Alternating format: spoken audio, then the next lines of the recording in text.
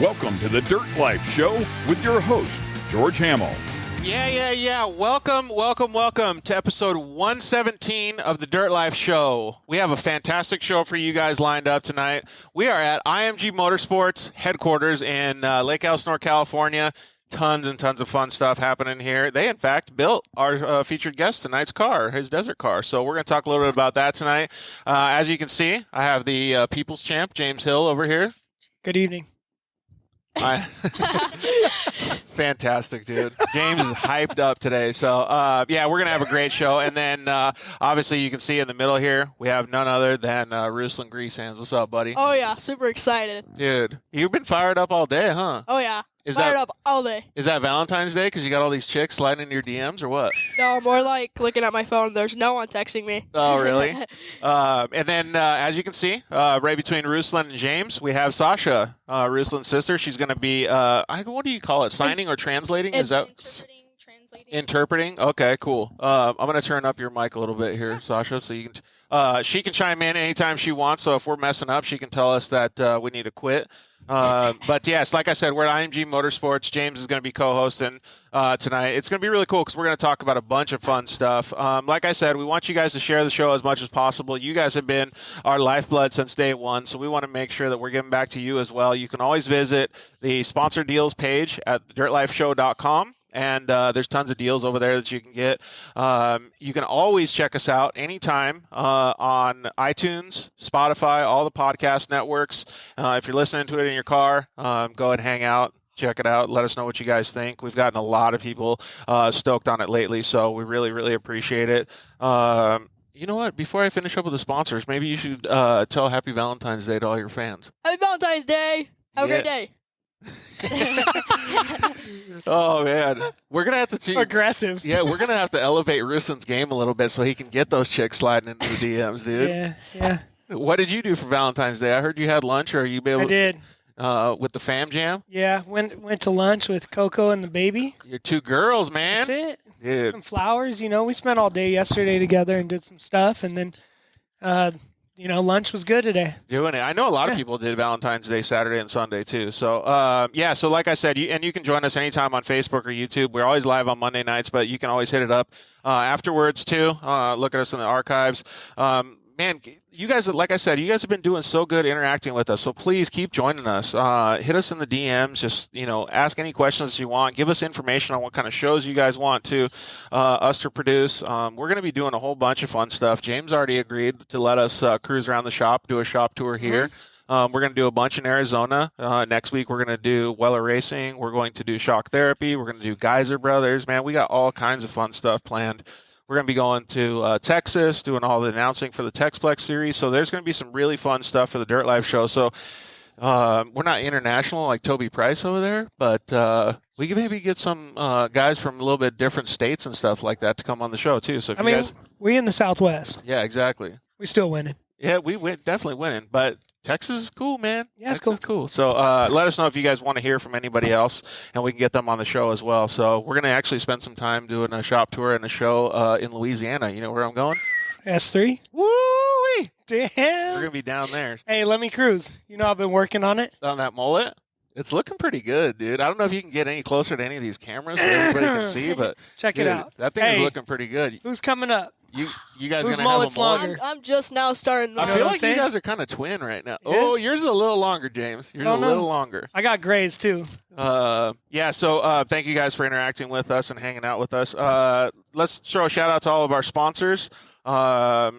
KMC Wheels, thank you very much for those guys for always being a part of the show. Everybody over there is making some seriously cool stuff. I don't know if you can actually see it in the background, but there's a nice forged wheel back there that you used, I think, over at the Baja 1000, didn't you, James? Yeah, that wheel, and it saved me at the Glamis Sand Scramble, too. Oh, perfect. See? Yeah, that's actually where that one's from. Dude, hefty wheels, right? Thank you guys over at Motul.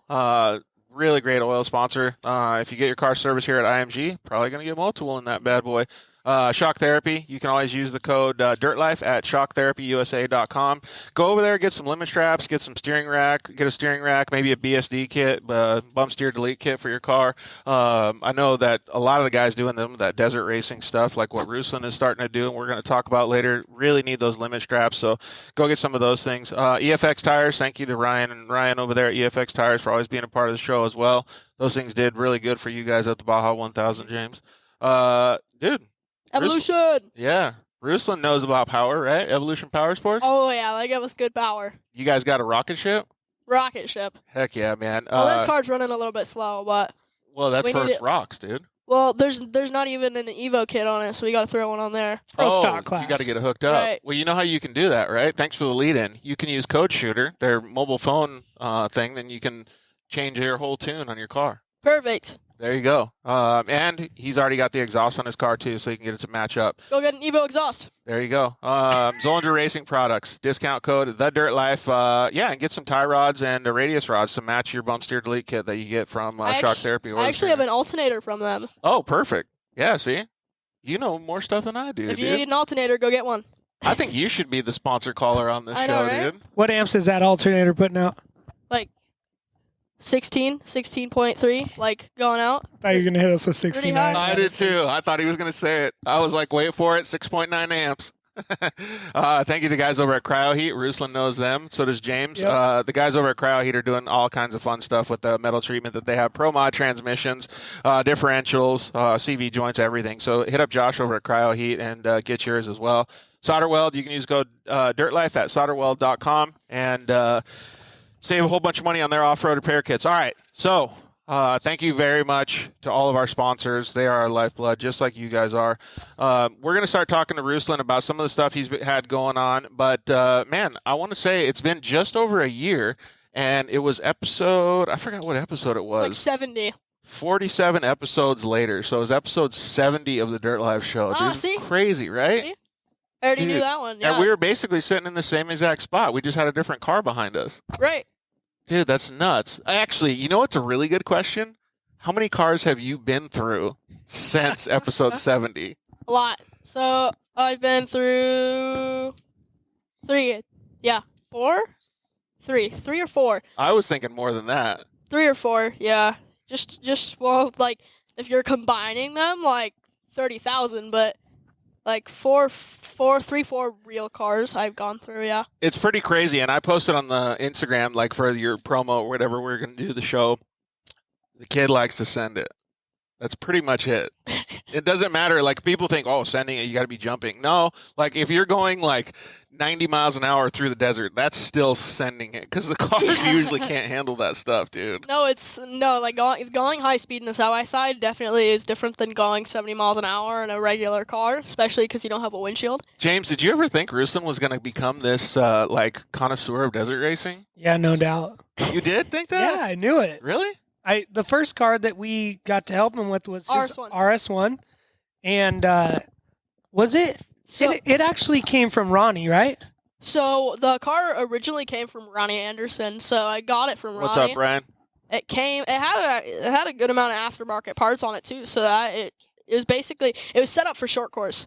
So kind of from there, just we threw a bunch of desert stuff on it, and we considered it a desert car. It kind of really wasn't, but considered it. I feel like that's actually a subject that I want to bring up on a later show, but like I feel like there's a lot of guys that are really figuring out that these UTVs don't have to be built the way that they thought that they had to be built. Like Phil Blurton is a good example. He used the King of the Hammers car to race desert, then he used it to like, I don't know, it was like Racing Works, and then it went back to King of the Hammers. Like, it's all over the place, right? They just put on stuff and take off stuff. Right. And the vehicle is so, like, universal to be able to go in all these different places. Right, like that's kind of this car, because this car originally, I don't know if you guys have ever seen the video, but this car, I threw a roll cage on it and some wheels and tires. And What is it? It's a Turbo S? It's a 2021 Razor Turbo S. Purpled out. Right? Purple's the new black, James. Originally this car came off the showroom floor. I did a 120-foot huck in it with a stock cage and everything. Then I threw some PRP GTS. Acting like it's no big deal, dude. Look at James over there, like, oh my, 120 feet? A little throttle. I threw some PRP GTSE seats on it. and a roll cage, some wheels and tires, and I hucked the Glamis Canal. So I jumped about 180 feet in that video. From 150 to 180, we didn't really measure it, but it's definitely around that ballpark. And Were you just wooded to get over that? no, I was like full speed all the way back, and I was like kind of closing my eyes, but I was like, ta. And you barely made it, or you cleared it good? No, I overshot it. So that's so the same shocks that are on this car are the same shocks that are from the canal, so they're completely blown out. So And that's what you decided to race King of the Hammers with? Yeah. I mean, you're programmed, dude. It's like, it's so universal. No, so That's very universal. Yeah. So this car went from doing 180-foot hucks to short course to doing rock crawling. So it's crazy how this car can go through so many terrains with just, doing certain small things to it, and it does everything. Yeah, it is. By far my favorite platform. You? No, the Turbo S. the Turbo for S, sure. yeah. Turbo S. Turbo S. Or the Pro Love XP, it. or the Pro XP swapped RS1. I've never driven one of those. I think the Pro Turbo S, like you guys are saying, is pretty cool. We had a couple questions come in saying Victor actually said you rock. Victor actually asked a question too. He says, "What's your goal for racing, Ruslan?" Just for now, finishing. I finished a lot of races. I would definitely like to start getting up there a bit. My main goal is just finishing for right now. So we've gotten close to top 3. At Mint 400 we did 5th. At Vegas Torino we did 6th. What class was that in? Unfortunately I wanted to do more than that, but it was UTV Rally at the time. That's where we started off, just to get a feel of the car. Yeah, but for people that don't know, you're still super young, dude. How old are you now?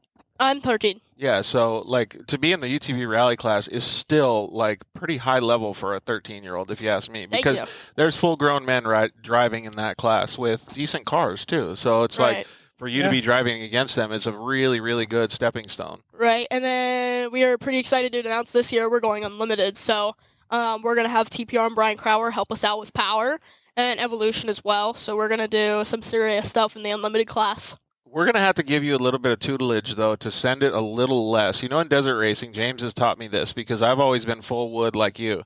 You can go 80, 85% and you can conserve the car and still have a lot better results and finish better. Oh, no, so that's what I'm saying. So I'd rather finish just for right now.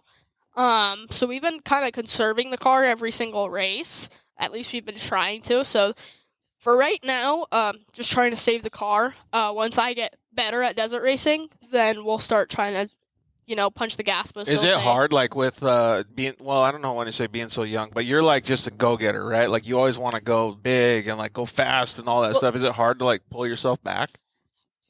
I have my co-driver normally telling me. We're gonna talk to 2 of your co-drivers today, so we're gonna see what they say as well. Right. So I have normally my co-driver telling me, like I know Alexia Leaming and John from Dune Destroy is probably on right now. John saying what's up but already. There's different ways people say it too. Like John will be like, "Slow down, there's rocks here," or Alexia will be like, "Slow down, you're gonna break the car," or "You're gonna pop a tire through here." So there's different ways of saying it for sure. Because in the RS1, Like chill the F out, bro. yeah, because in the RS1 I was full speed through everything. Because nobody would ever tell me the RS1 was super durable, so that was the good part about it.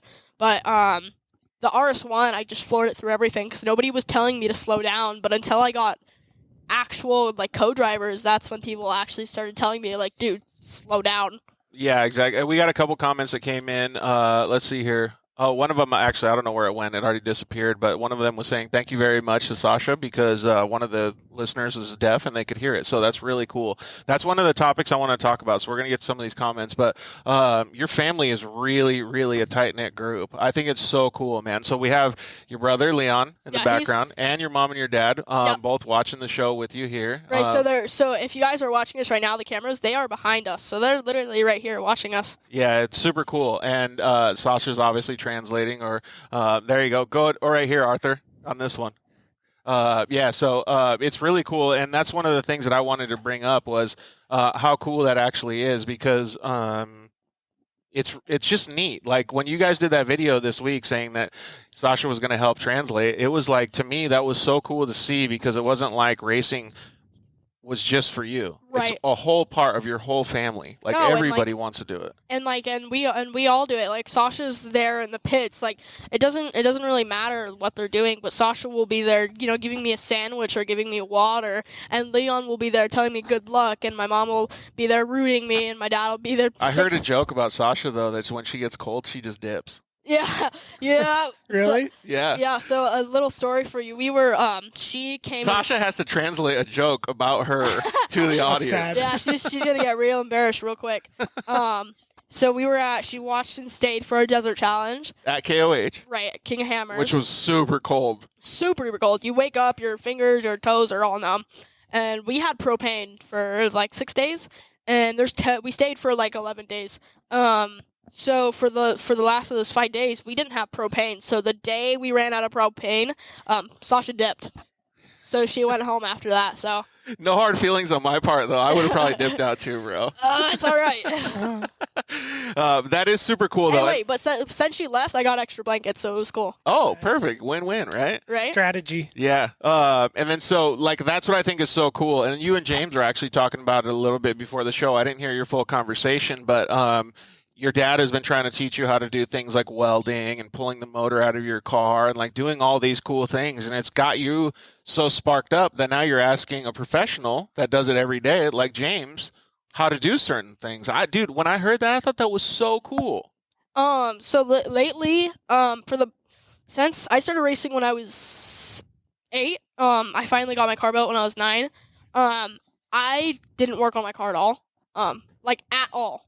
So Pops did everything? Everything. He did everything. Up until the point where he got hurt and so he had to go on workers' comp. And ever since then, it kind of made me feel bad because I didn't want to do work on my car. I just didn't want to do it. And when he finally started pushing me, like, dude, work on your car. That's when I mean the amount of work when you have over one car and 2, Right. 3, whatever it well, is. I have 7 or 8 cars. That's what I mean. Like one person, it's too tough. Right, and he did all of that until he actually started pushing me to work on my own car. That's when we got a lot of bonding time together, like a lot of bonding time, because we would do it constantly. Like me and my dad. My dad's on workers' comp, so he tries to do little things like where he doesn't have to pick it up. Right. He's just Like use a tool like a motor lift or whatever Right. it is. Yeah. So we had a lot of bonding time together, and since we bonded so much, we started doing it way more often. So we just started bonding a whole lot, and it kind of got me into working on my own car. So It's pretty cool to have that family environment, though, dude. Like, you got to understand, well, you probably do. It sounds like you do. Most kids your age don't have that with their father. It's pretty rad. And that's why I wanted to bring it up because, James and I both grew up like that with our dads and being able to share that. James is going to have that with his daughter soon. Like, it's pretty cool to see that, man. And for you to take the, steps by yourself to go ask a professional like James, I don't think you understand how much that means to your dad. Because it's like, oh my God, my son is going out and trying to do more to help me. Like, that's super cool, dude. So my dad went to... James wants to say something too. I also know that a lot of these guys that either go race with us, with you, are out at races, whether they're shop guys, business owners, etc. You go all around, like you said, Evo or Crow or whatever it may be. You're into it. So there's also a lot of kids that will come to my shop and they don't really say much, or and that's fine. But you come in, all right, where's the tools? And you just start getting after it, And I think that a lot of people know that and realize that, and that's gonna form you. Yeah, Thank you. I agree 100%. Right. It's a really cool thing that I don't think you realize, Ruslan. I think it's pretty badass. Thank you. And then, so one day, my dad decided to surprise me. I didn't know. Since we had been working on cars a lot, my dad told me we were going out to get food for our family. We went to go get like pizza or something, and he stopped by a tool shop, and he bought me a bunch of tools. Nice. So just from there, that's kind of when we started to get in working on cars. So did he buy you a flashlight so you could hold the flashlight for him? That's like the dad's courage right there, dude. Now he holds it for me. Hold the flashlight for dad. So Yeah, I was like, this boy ain't holding a flashlight. So He got a headlamp. Yeah. no, but I think it's great. And then Christmas Eve, I bought my own toolbox. Nice. So yeah, so that worked out. And then Christmas, I got more tools from family members, my dad, my mom, my sister, Leon even. So that actually goes along with what Schmitty's Off-Road just said in his comment. He said most kids his age are playing video games, which is nothing wrong with that, but because they'll probably be millionaires, Right. and we'll just be sitting With- here. yeah. And you're out there actually learning life skills and working on your own razor. It's pretty incredible. It really Thank is, you. but I mean, you just said it, like basically nailing the coffin with it. Like you went out and spent your money on getting your own tools. Like you're in it, like James said. I mean, I was. Our Matco guy comes on Monday. He was Yeah. here when you were here Yep. earlier. One Monday when you were here with your dad, Ruslan comes on the truck, and I go, hey, this is Ruslan, you know, almost like he worked here, right? And then the Matco guy's like, yo, okay. And then the kid goes, yeah, how much are these sockets and the ratchet, you know? Oh, like because he knows all Yeah. about him. And the dude's like looking at him like, oh, yeah, whatever, and prices him, and okay, peels out some Benjis, tools, you know? Damn. And I was like, damn, this boy knows right here. Dude, that's cool. And That's pretty good. And like Schmitty said, maybe like you were going to go buy a video game, but you didn't. You bought tools, dude. Hell yeah, dude. I'm into it. No, like I had because to make money since my dad's on workers' comp. He doesn't have any form of income, unfortunately. So me and my dad do a small thing. We buy, flip, and sell trailers. So sometimes I'll go ahead and sell my own things. So since like tires get used, beat up, worn after every race, I'll go ahead and sell those. So I'll sell the tires. Doesn't matter for how much. I'll sell a set for $100 because if it doesn't matter, they have like 300 miles on them. And that's how I buy my own tools. And we buy, flip, and sell trailers. And it The goes hustle is strong with this kid, Yeah. James. and it goes to paying bills. So trailers will go to pay bills. So trailers I could find for $1,500 and sell it the next day for $3,800. Dude, Don't tell everyone your I secrets. know, man. Don't let them Slow know. your roll, dude. Giving the whole audience. Let me actually change the subject real quick for you, Ruslan. The Dune Destroy guys were talking a little bit about it, and they said that they had you, since you're little, on the floorboard of the Razor fixing some stuff under the dash. Power steering unit. Yeah, I remember it. Yeah. That's awesome, man. Let's see here. Mendoza John said, hey, so I got my 7-year-old racing 170s in AZOP. What's a good pointer for me to help him? Like, what helped that your dad did for you? Buy more safety products and encourage your kids to do more. Like, I be would say- positive in your Right, encouragement, right? Of course, right. And also go on YouTube and watch some of the pros drive, but do like in-camera view, and watch some of them drive razors and stuff like that, and get a couple pointers from them as well. And definitely go for more safety product. I went for next gen, so I get all my harnesses from them. Safety is definitely number one in the rule book. I heard you have a sponsorship by PRP who does seats and harnesses, too. Yeah, they do. They're a pretty awesome company. They help us a lot. So definitely a good seat is a really good pointer as well. If you can't afford to go buy all of these products that Ruslan's trying to hustle right now, you can also just tell your kid to go out there and have fun, take it easy, try to manage the car so you don't have to work on it that much when you get home. And anytime that I see anybody drive and they're whipping around the steering wheel or pressing on the brake and gas hard, tell them to calm down a little bit. It's just the smoother the better, right, James? Smoother the better, man. And also, line selection when you're in those little cars. Yep. Momentum is a massive key. And then also, if you're a budget guy like I was when I started playing I think side all by of us sides, still are, dude. right? It's compared, right? So take the weight off the car. Whatever you can get off the car that you don't need to pass a tech, pull it off. Yeah, Can it? massive. Let's see here. Ruslan, we already had what is your goal in racing? Hey, Ruslan, when you first jumped over the canal, what made you want to jump over it? Let's see here.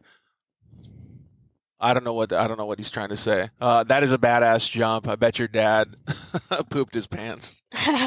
The first thought. Were you just hyped up on it? Did you see a video or something? So, I jumped it 2 times. So the first time I was in an NA 4-seater 1000, and I had watched two YouTube videos actually of a red truck jumping over it, like perfectly. He cleared it amazing, and then a black sandrail that jumped it clean as well, and he kind of made it look easy. I believe his name is Jeff. I got to meet the guy that did it originally, and we had a little chat together, and I was talking to him, and basically the first thing that made me do it was him.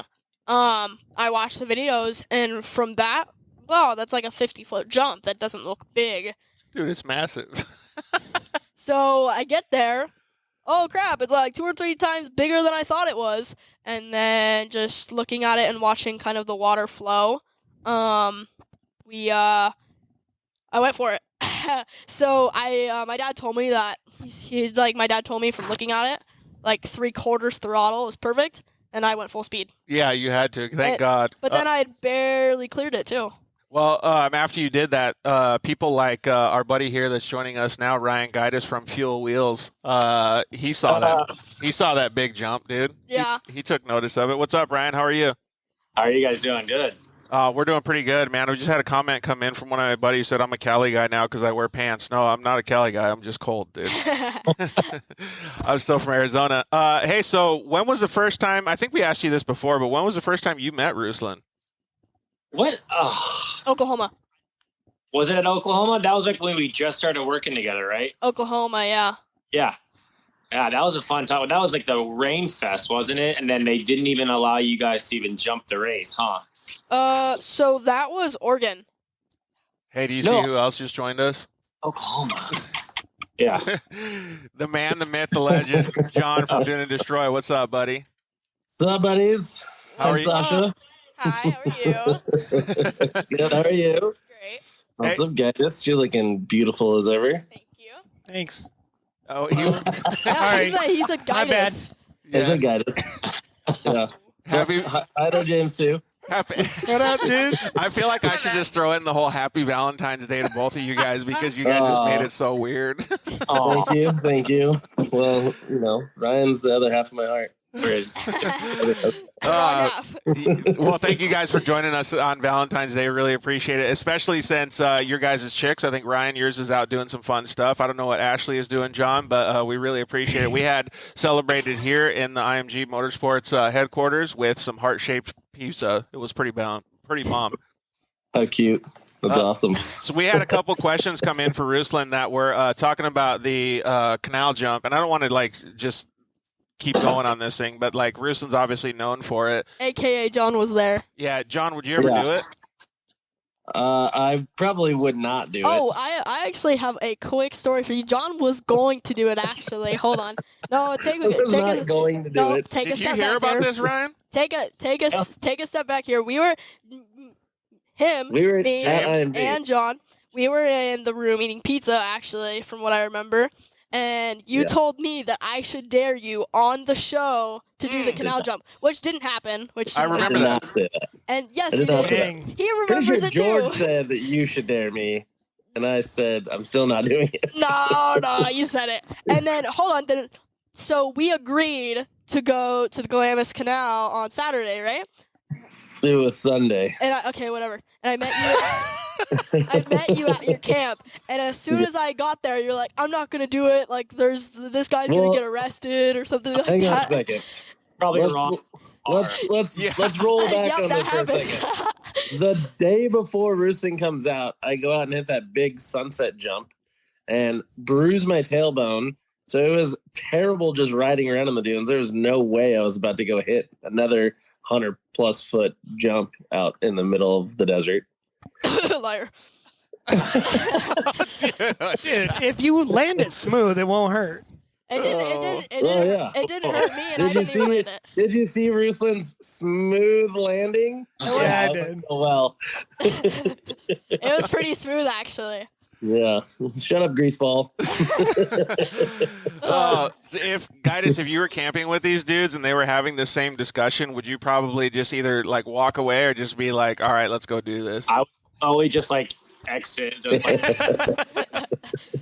I don't blame you. unless it was someone else's car, then maybe. Yeah, so, Maybe. yeah. Oh my God, that's hilarious. We had a couple more comments come in. I think you guys can both agree with this. Carrie Meyer said she's so proud of her nephew Ruslan and Sasha. It's pretty cool that they are actually doing this mostly as a family. Both of you guys have seen them in action, and their family really puts a lot of effort into the program so that Ruslan can go out there and do that. It's pretty cool, right, guys? Oh, it's insane. Seeing the races, he just Arthur running around, trying to just get the whole program working. It's cool to see, man. I mean, just it reminds me of being like a moto kid back in the day when on my 50, just my dad doing everything he could possibly do to make sure my bike is ready for the next race. Same, like it translates obviously into the UTV segment for this, so it's pretty cool to see. Dude, it is cool. Yeah. John, do you have people that help you with your UTV program? Because you break just as much stuff as Ruslan does. I probably break more stuff than Ruslan, honestly. But yeah, I mean, we've got a solid crew behind us whenever we go out. So I mean, even if when it's just me, Kyle, and Shannon, you know, we all help each other. We all step in to help each other when we need help. But when we go out with our main crew to Glamis, everybody's there to lend a hand. Hell, half the time I don't even work on my own car. I'll start tearing it apart, and someone will say, "Oh, hey, you know, look at this," and they'll slide in, and then I just slowly make my way back, and then all of a sudden I'm having a drink and just sitting there watching everybody else work on my car. It's amazing. Oh, that's hilarious, man. Every camp needs a James Hill. Yeah, I was gonna say you are lucky, dude. Yeah. You're a lucky man. I wonder Well, why I you're gotta always make in the farmer. dunes, you know? Yeah, He's chilling having a cold soda, dude. awesome. A couple guys are asking about UTV Takeover. They said they can't wait for it this year. Are all three of you guys going? Ruslan, Ryan, I'll be and there. You are? I'll be there. How about you, Ryan and John? We'll be there. They added a new one, so they're going to Mid-America this year, so it's going to be awesome. Yeah. I went there last for an event, and the facility is remarkable, so it's pretty cool. Legit. I don't know that we're going to go to Mid-America, but we're definitely going to go to Oregon and go to Utah. I don't think we want to see John in a lazy river, you know. I mean, Oh, Did you that's not the see one? my, That Mid-America place looks badass. Yeah, that's Jail. Mid-America, the one with the like it looks like a lazy river, and there's like a bunch of pools and slides everywhere. Where is it? I don't know if you guys know this, Jay, but Oklahoma. a lazy river is Yeah. almost on the same level as tacos for me. Like, I'm into lazy rivers, Wow. dude, big time. But you Yeah. don't post about it. How would we know that? There's no lazy Yeah. rivers around here. What? Plus, Fair since enough. Cody told me I'm wearing pants all the time, I can't go in the lazy river. I got to be shorts guy now. Dude, but yeah, I would want to go to that event, dude. That sounds cool. Are you going to go to that one, John? we would love to go to that one. It's just a little far. Yeah, it is. Well, oh yeah, And if we could get a little bit more help, then maybe. Oh, here we go. Hey, that No, one, okay, hang on. that's It's the one also in- like what the week before Sancho. oh, Yeah. is it? Oh, Yeah, and it's in Oklahoma, right? yeah. I'll So still be it's- going to both, so I don't really see what the problem is, John. You're not. just- You're 13 or 14. You're not driving, dude. Like, Yeah. Logistically, it's terrible. Plus, I still have a normal job. oh, that's crazy, man. It would be kind of cool to go out there. Yeah, It'd be UT. super fun. Hold Great. on. But what I think my dad just told me this Vegas to Reno is actually the same weekend, John. So it's UTV Takeover Vegas to Reno. Oh crap. Wait, as Oklahoma? Yeah. So it's Oh, well, then we'll just go to. We'll just do Vegas Arena, homie. Yeah, we gotta think about in. that. Oh, big racer guy over here. Hey, Big so racer now. we were talking about this whole racing thing, and then Ruslan's like, "Yeah, my co-drivers tell me to slow down and stuff, but like we want to hear it from the co-driver's mouth and Well, get an understanding of this kid." Like, so if Guidus, myself, or James Hill is going to get in the passenger seat with Ruslan, which, you know, I'd probably rather be in the driver's seat. I think these guys would as well. Same. But what's the particular things that you try to tell Ruslan when you guys are going on race course? Well, the big thing was with the Mint. You know, the first big set of whoops that we came through, which was, I don't think it was the Fox Proving Ground. It was somewhere else. It was a long straightaway whoops. And he's trying to break the back of the car off by just launching through every set of whoops. I'm like, dude, you got to slow down. Number one, I'm banging my head up against the cage. And like, we're not going faster by doing this. We were going slower. And we ended up finding like a really clean route off to the right. and we just held that. And we were passing trucks going through that set of whoops, just nice and easy. And, stuff like that, just trying to keep his pace up, but his heart rate down. So keep him nice and smooth and steady. It's kind of one thing I slower, learned faster. this weekend at King of Hammers. If you find an easier line, take it. Yeah. Yes. 100%. Off the bat. That's what James always preaches, dude. You can learn a lot from the people's champ over here. Just trying to cruise the desert, man. Momentum, smooth driving, like Beach everything. cruisers, Less weight. right? Yeah. I mean, I like beach cruisers. It's like your I've never raced before, but isn't like your co-driver almost like your mechanic, the pit crew guy when you go by all the mechanics, like reading you that little thing to get your mind off of, like, just relax, breathe. Dude, honestly, guys, We were doing that. I was doing that the whole time. Ruslan. I was telling him, hey, and we were having our little conversations, but I was telling him, hey, man, slow down, just chill out, relax, you're good. I remember John getting a little excited too, coming through our first lap. Well, because the laps are 107 miles, I believe, long. And we come through, and John, the whole first lap, is kind of like, take it easy, take it easy, take it easy. And as soon as we come through that that lap, he was like, all right, guys, just keep up your pace. You're in third place. And John's like, all right, we're going to go a little bit faster. That's exactly what I said. And then, hey, a little wait, faster to keep it smooth. we did end up getting first place, and we held it for a pretty good amount of time at the mint. And, we blew a belt, but... Yeah.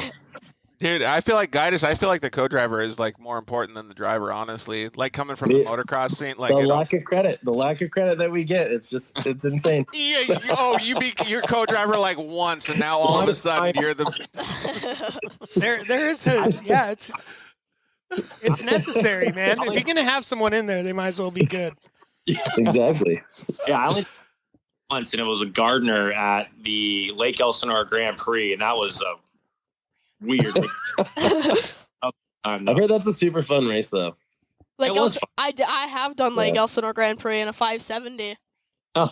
That's awesome. I ripped the front end on the car the first year, trying to hit the water gap, and then the second year I won it. I got first place. Yeah, there you go, dude. And I learned a lot. And I didn't hit the water jump that time, so. See, keeping the car. You broke it trying to jump. Yeah. Just like James said, you got to keep the car together. You also got to hit the water jump. You did. Yeah, I saw you hit that every year, dude. That was out there. Yeah, you got to get. We saw. I don't know. I think you pronounce his name Yannick. He said, "Thank you to the interpreter, Sasha. Have a great evening, everybody." That's pretty cool, man. That she's out here doing it for everybody. Sasha's a trooper, man. She puts up with a lot. Yeah. But on the She's other got hand, all brothers. on the other hand, Put it closer John, to your mouth so people can hear you. on the other hand, John calls my sister Titska. What is that? No. It I means, did not come down to your grandpa. don't lie. Don't lie. You said it like asked my 30 grandpa times. how to say it. He was like, how do you say this? And then my grandpa taught him what Titska means, which pretty much means that you're growing boobs. And so John continued to call me Titska for the whole night at the mid 400. Hang on. We'll get Dylan from Dirt Life on this too. So we're sitting there and in the house, right, in the Airbnb, and their grandpa's like, oh well, let me tell you what we call Sasha because she's becoming a young adult and whatever. I'm like, and we're all sitting around like, what? And then he says Siska, and we're like, what? And then your whole family starts calling her that. Yeah, it became the joke for the weekend. Yeah. Not a good one. Oh my God! The things that happen by the campfire. PG-13. Pretty much. Yeah. So. Yeah, I think it is cool, Yannick. Hey, so how do you guys think Ruslan's going to be doing this year? Because it sounds like he has a lot on his plate. I mean, I think he's going to be doing pretty well this year. He's got a lot of good. As long as you stay away from the jumps, Ruslan, we're gonna keep you on track with doing some racing, and we're gonna have fun.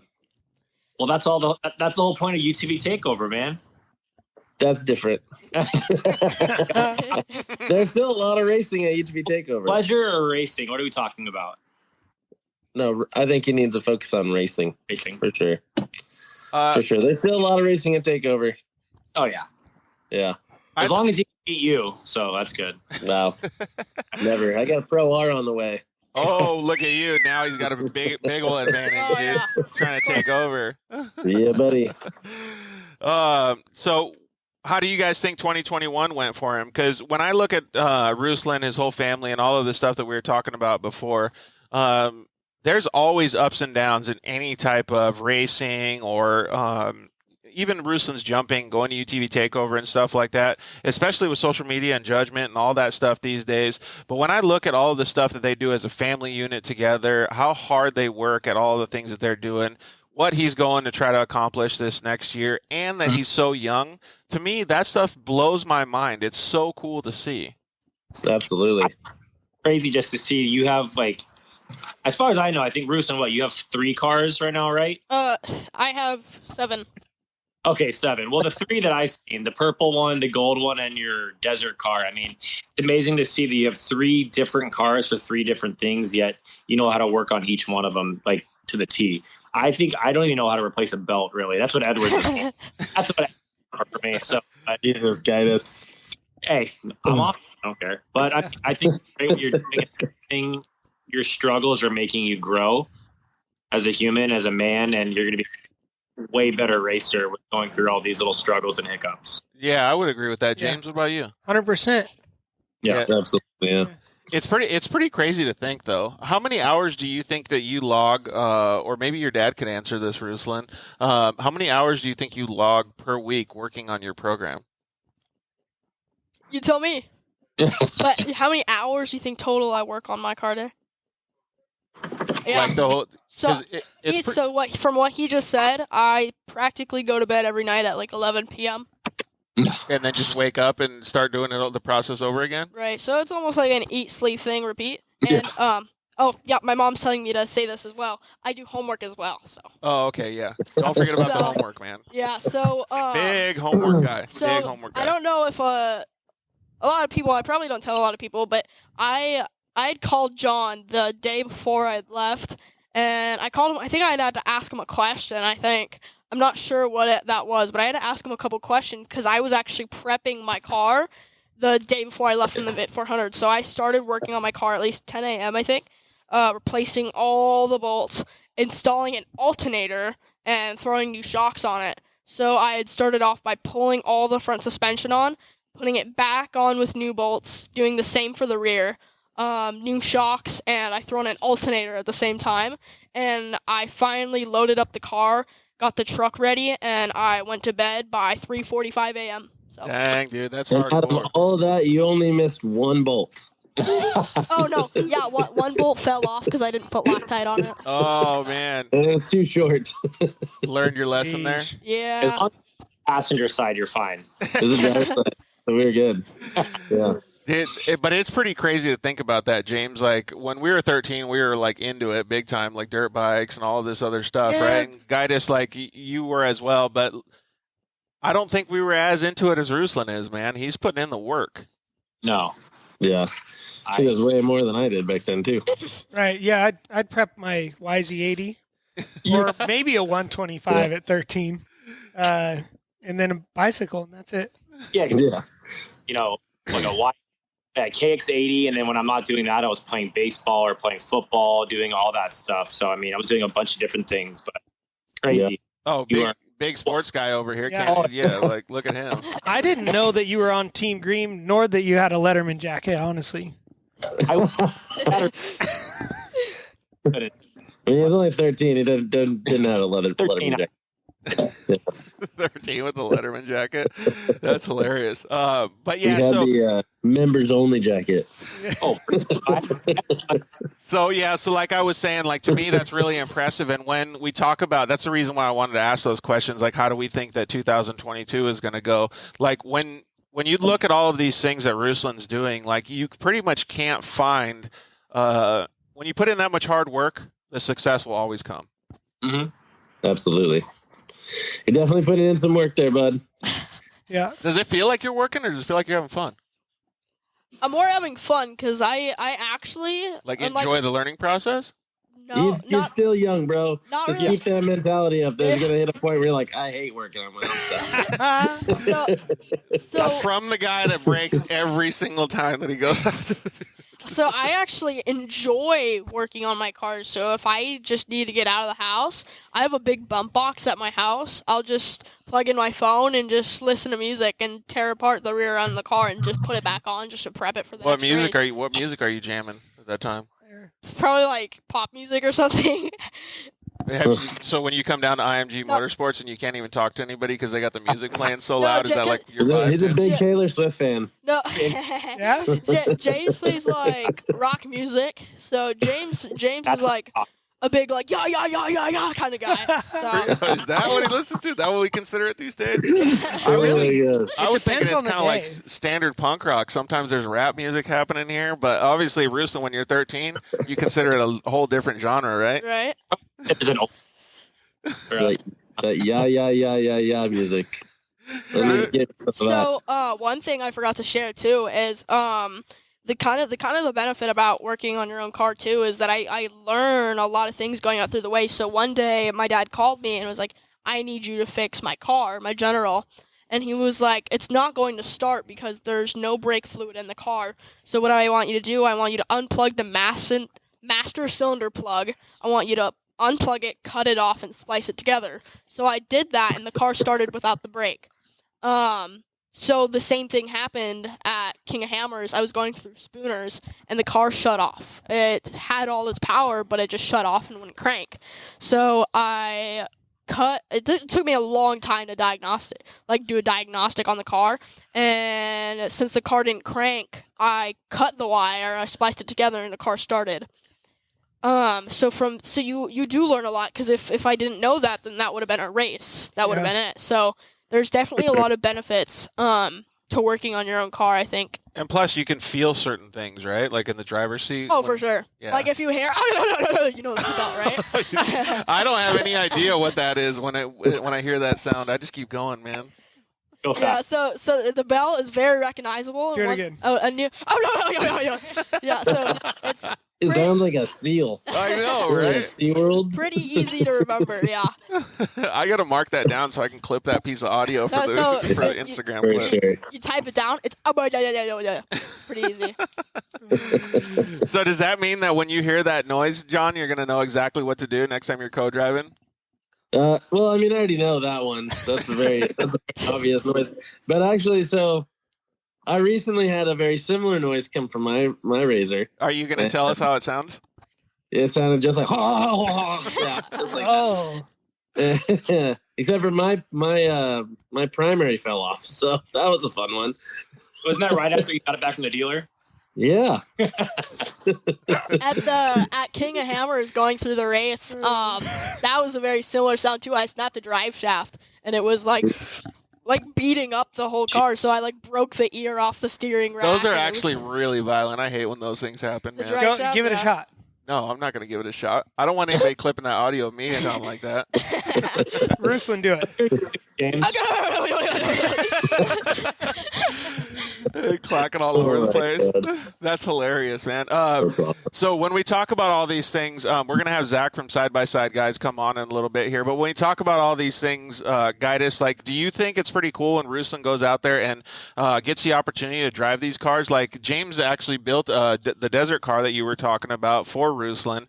Insane car, it's so cool, handles awesome. It was really, it's just it was a little taller. Yeah, in the cage, but this much. But you're also the same size as Shaq compared to a 13-year-old. So touche.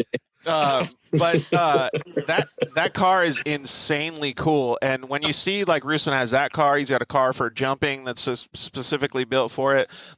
Knowing how to work on all those different cars, knowing how to drive all those cars, it's pretty badass, man. Absolutely. See that? My favorite car is still your jump car. That single seat car. So rad. That's actually what we had in our booth at the Sand Show. It turned so many heads. People were poking their head in there. So I mean, is that the gold one? Right. So the RS1. So I used to have one car. I think you remember it. You threw some wheels on the car, but it was a fully built NA 1000. Well, not NA anymore, but I threw a supercharger on it. So we blew 7 or 8 transmissions because we were trying to do different things. I would huck 150 feet in it. The next day I'd be doing donuts in it and doing burnouts in it. I'd pull out in the street and blow the transmission because the car is slapping and it's drifting, it's doing donuts, and then it blows up the transmission. So what we decided to do, we bought a whole bunch of cars and built them purpose built. So the RS1 purpose built. The Pro XP purpose built. I've never really drifted in the desert car because it's a desert car. Yeah. And then I have a drift car for drifting, not for jumping. So we started to build purpose built race cars. So that's why we built this. So this car is never not going to be the same thing it is right now. It's going to stay for King Hammers. Yeah, it's pretty cool that you're doing that. But like I said before at the beginning of the show, there's a lot of these cars that have that versatility that you can just change a little bit of stuff on them. Hey, guys, we're going to let you go, but I wanted to ask you, too. We had a question come in earlier that was kind of like asking Ruslan to give advice for his kid that was starting to race 170s. Since you've kind of been understanding what Ruslan's program since pretty early on, what is some advice that you can give to other people seeing what Ruslan's gone through to be able to understand how to educate and to build their program for their kids? I mean, for me, I would just say, I don't know, it's probably just, for me, just keeping it simple. Once you stop having fun, then, I mean, you got to figure out what else to do. I mean, if you stop having fun, then what's the reason that you're even doing it? So for me, when I was younger, my daddy got to the point where, we're going to have to start spending a lot more money and to be fully committed, or you stop and just go back and have some fun. And that's what I did. I stopped racing because it wasn't fun for me anymore. Yeah, so I can definitely agree with that. You could probably agree with that too, right, John? Yeah, for sure. I mean, I was racing quads when I was younger, and I was having a ton of fun. Quad god over here. Yeah, I was quad god for sure. I mean, you should have seen the stuff I was doing back then. It was amazing. What's your thoughts about going out to Parker or Laughlin on a quad? Yeah, you're talking about him racing a quad? Yeah. I mean, those boys are looking for entries, right? Dude, did you see that guy that all was I on got is a Raptor 250 right now, but I would totally do it if I had something to race. Dude, that sounds pretty ambitious, son. Man, I'm full built race machine. Dude, you just need one of the quick fills from IMS. Boom. Yeah, I used to have one of those. I mean, I had full built desert race bike, desert race quad. Let's throw the question back at James then. Would you want to race his quad, split the duties with him? Yeah, sure. Dang! Does it have Nerf bars? Does it only if it has those DG Nerf bars with the blue straps or red straps? I had the Alba ones. They were sick. And I know it's not a Banshee, but you could probably fit a Toomey kit on there too. Yeah. You never know. Well, you can get a Dean Sundahl Banshee. I'd be down for that. Okay, well, my advice going on what Guidus said is please do not tell your kids to ride quads. Keep them in side-by-side so that they're safe. Dang. All right, Guidus. Hey, thank you very much for giving the advice to the audience, though, too. I think that was actually perfect, man. Really appreciate it. Well, we'll see you guys at the Mint. All right. Thank you, Guidus. See you, buddy. See ya. All right, we're going to have Zach Jeffers come on and join us from Side by Side Guys in just a bit here, too. Going on that same subject, Ruslan, would you race a quad with John? Never. No. Yeah. I would never do that. No. No, So I would not. you only The got only problem with me and Ruslan racing the same quad is they would have to be set up completely different each time we got on the bike. Or he'd It'd have be to super wear. stiff for me, and then he'd get on and just get beat half to death. That's true. That is. Yeah. Yes. That's positive. That's just hilarious, man. Big quad guy over here. I didn't know you were such a big quad guy, dude. Dude, I mean, I've been riding bikes. I rode three-wheelers when I was a kid, and then I rode quads, I rode dirt bikes. I've ridden everything. Hey, do you call your Razor a bike? No, absolutely not. Oh, that's what they're called. Like the Louisiana boys, you mean? Everybody. It's only like the western 4 states don't call it a bike. Yeah, they don't at all. Like when I was at Minnesota, they say, check out the new bike. And I'm like, where is it? But that's what they call it quads. Do they also call side-by-sides bikes too? Or I think snowmobile, everything. You'd have to get somebody like Drew Schultz or somebody on here, like a Minnesota local. Ask those guys. All right. That's beautiful, man. Zach, if you look at Zach for like a hot second, doesn't he look like Wayne Static if he had the hair? I don't know who that is. What? You know who Wayne Static is? No. But welcome Zach Jeffers of Side by Side Guys to the show. So, funny story. I saw him live in concert a month before he passed. Really? And I met him when I was super young. Did you? Yeah, I met him actually out on a rock trail. We were rock crawling early Broncos, and he had an early Bronco. Who that guy is? No. I don't know who that guy is. These boys, yeah, dude, these boys are Static X fans. Listen to him. Yeah. Oh, I got you. Heck yeah. Okay. Yeah. He's a super chill dude and super nice guy. Super nice guy, and unfortunately he passed away way too soon. But awesome music of my childhood, and got me through a lot of skate sessions. So yeah, and yeah, this DKA Motorsports just said big time rock crawler. He definitely was. That Bronco that he had went from being just a basic build to a full built tube crawler. The thing was gnarly. Dang, maybe Ruslan could have learned a little bit KOH from him then. Well, he was actually my co-pilot. DKA Motorsports, he was my co-pilot. His name's Donnie. Oh, okay. So DKA Motorsports was my co-pilot. Did he teach you a lot? A lot, yes. He taught me a lot. Dude, okay, so James and I are trying to be big rock guys now, and I mean that just because I'm trying to say James is a big rock guy. I don't really ever want to do it, but maybe he could teach James some stuff too. Oh yeah, for sure. No, he's so sketchy in a razor. Dude, Zach, have you ever been to King of the Hammers and checked it out or no? I was supposed to go this year. My ride fell through, and I ended up having to stay back and fill in some gaps here at home. But it's definitely on the list for next year, and it's going to happen one way or the other, even if I have to hitchhike. So this is only the second time, James. Thank you very much for allowing me to go with you guys that first year too. Yeah. I'm still like astonished that anybody with any vehicle, let alone just a side-by-side, can make it through there because the terrain is just insane. Like, oh no, it's absolutely brutal. Like, I don't know how you can explain it. Like, even videos don't explain it. Just because I raced, because before just arriving at King of Hammers, I didn't know any of the trails, like, at all. So I didn't know the names. Dang, you got a cut on your calf muscle right there too, buddy. You've been working hard. I bleed all the time. I bleed all the time. Oh boy. So I didn't know any of the trails, like, at all. Like, I didn't know a single trail. Now that I've raced it, I know every single trail at King of Hammers. Committed to memory now? Yeah, it's like Sledgehammer, Jackhammer, Revolution. Big King of the Hammer guy now. Outer Limits. Big maps guy. Yeah. Wrecking Ball. I know. Chocolate Thunder, not her problem. Whoa. Final issues. So I know everything now. Now that I've raced it, I know every trail there. I just want boys is all grown up. Yeah, dude, 100%. Hey, did you guys know that Ruslan was like really close to finishing? Yeah. Yeah. How many? What were you? 14 miles out or something? 14 miles out.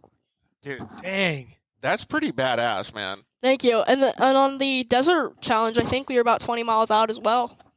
That's so cool. Was it like when you were going through it and you were thinking about that, were you just only thinking about finishing, or were you just like balls to the wall? Oh no, my only worry was finishing. That was the only thing I was concerned about, finishing.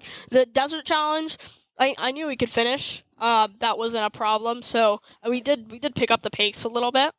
Unfortunately, we didn't finish. But the King of Hammers, I wanted to go slow. So we just wanted to finish. Unfortunately, we had a lot of problems, so we did end up clocking out.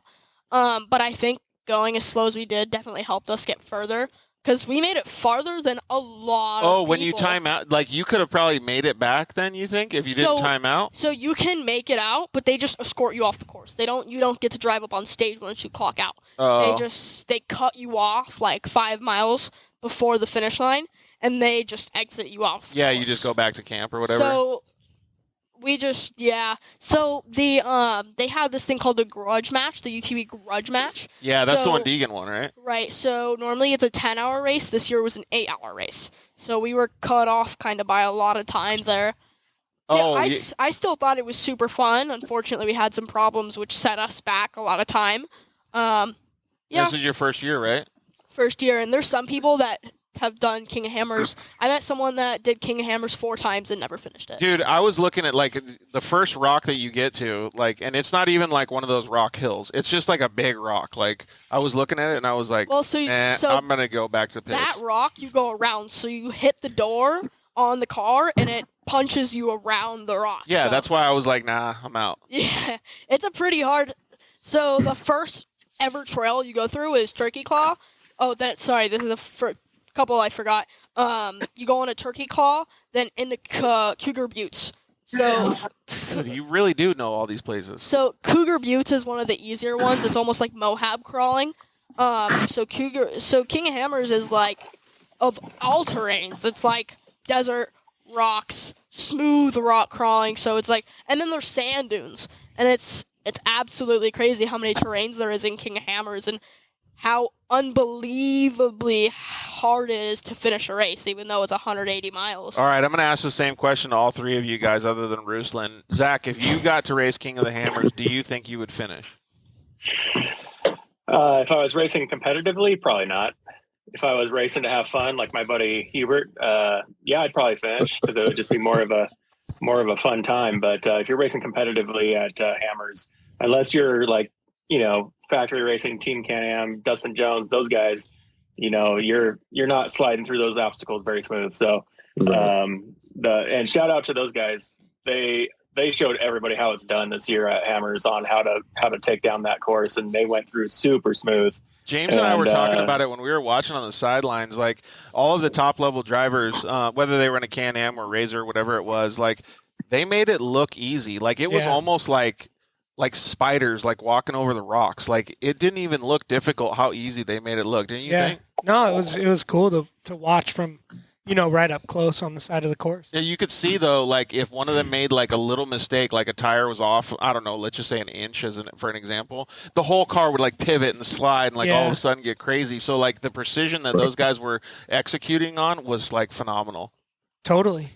Dude, one of the big differences I saw watching just from here on the live stream was the consistency and speed that those guys took through the course. Like they knew exactly where they were going. They knew exactly where the front tire was. They knew exactly every inch of that car and that course, and they were 100% confident in what they were doing. So that's what's crazy about it. So I did a little pre-running the first day I got there. I did back door and I did Turkey Claw. That's really all the pre-running we did, other than like outer limits and a couple other small trails. So coming down it, as soon as we come down it, Cody and Hunter Miller come down back door, making it look like easy, like they just crawled down it. It made it look like I could do it easily, which it's not. It's a whole back door is very hard. You have to know when to press the gas. You have to know where to go. So he pulls over to talk to me. He does a good job and whatever. And I was like, dang, you made that look easy. Well, I've done it like 1,500 times. Yeah. So I think that's what we have to get down in rock crawling is to do it a lot. Like I have to go to King of Hammers, like just to get it down, to know where you're at, you have to do it a lot. And I think that's what pre-running is that's what the Millers do. And like my co-pilot even tells me, and he was like, I don't even know how they make it look easy because back door is still scary every time I go down it. Yeah, that's what I'm saying too. And like when I talk to those guys, they're like, dude, it's not easy. Like, and I was like, man, like how do you guys do it? And he's like, just repetition. So basically what you're saying is James is going to have to take off probably 2 months of work to be able to go out there and race this race. Oh, it's so hard. Well, I have never done any rocks my whole entire life besides Utah, but that's like smooth rock crawling. But this is actual hardcore pivoting the car, slamming it into a rock. Well, not necessarily, but the car, I almost rolled over personally going down Sledgehammer. So we were coming down Sledgehammer, and a guy had got stuck, so I winched him out. So he continued, but we're very good friends with this guy, I'd say. So he decides to get out of his car to come help us go down Sledgehammer. So we were coming down a big rock. It's like a 6-foot drop, similar to back door, a little less scary though. And we come down it, and my car starts rolling over. I'm on the urge of, flipping over the car. And the guy just puts his hands on my roll bar and kind of prays to God that it's not going to fall on him. And he just holds the car up like, I'd say the car is like 60% to rolling over. So the car is sitting like this, and the guy's holding the roll bar like this. Wow. And we're getting winches, and the guy's holding it for at least 4 or 5 minutes. Whoa, really? Yeah, and he's just sitting here like kind of moaning a bit too, like I don't think I can hold on for much longer. And he's about to let go of the car. It's crazy. Dude, that is nuts, man. Crap, I don't know what's going on with their Instagram right now. That's wild. Dude, that sucks. All right, let me see what's going on with Instagram. I'll try to fix it. Here, my dad's saying that Instagram just cut off for him. Yeah, I don't know what happened, dude. Instagram sucks. So we'll see if it can keep going. Dude, seriously. We got kicked off, man. Dude, so many times. It's probably the spyware. Dude, who knows? And Does that mean I can relax my ears real quick? Yeah, we're I gonna. know, my head is the same. We're gonna go to a commercial break in just a second here. Oh my god, dude! My phone number 911. I don't know what happened to Instagram. But yeah, we're gonna take a quick commercial break for all you guys that are on YouTube and Facebook, and then we're gonna jump back on. So how many people are on with us on YouTube and Facebook? I can't see. So nice. So we'll be right back.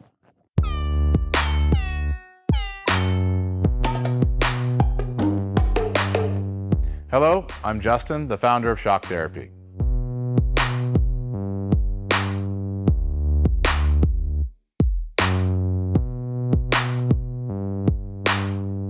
Shock Therapy has been around for 5 years, but we have personally been tuning suspension on off-road cars and race vehicles for over 25 years. We tune between 10 and 15 cars per day, every single day of the week. Our concentration is tuning shock systems and supplying components that improve the ride quality of your car in many ways. Not only do we work on the average UTV, but we also tune suspension for race teams and professional drivers.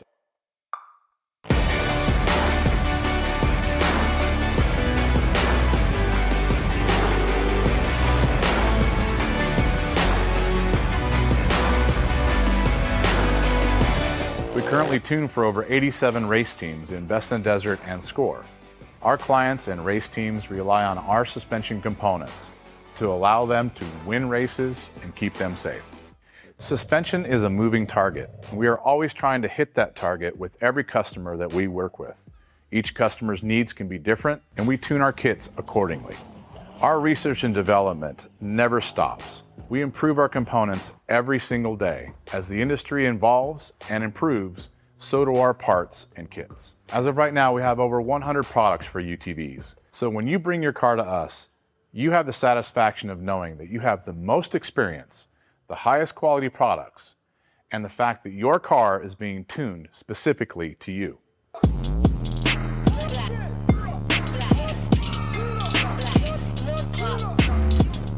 The new Code Shooter from Evolution Power Sports puts the power of ECU tuning right in the palm of your hand. Available for Can-Am and Polaris, the industry's most innovative app-based ECU tuning device lets you flash your vehicle's ECU, read and reset diagnostic codes, and monitor critical live engine data, all from your smartphone.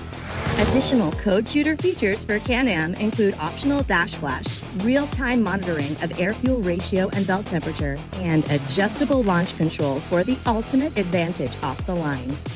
Code Shooter unleashes the full potential of your vehicle, putting you in complete control wherever Wi-Fi access or 4G cell service is available.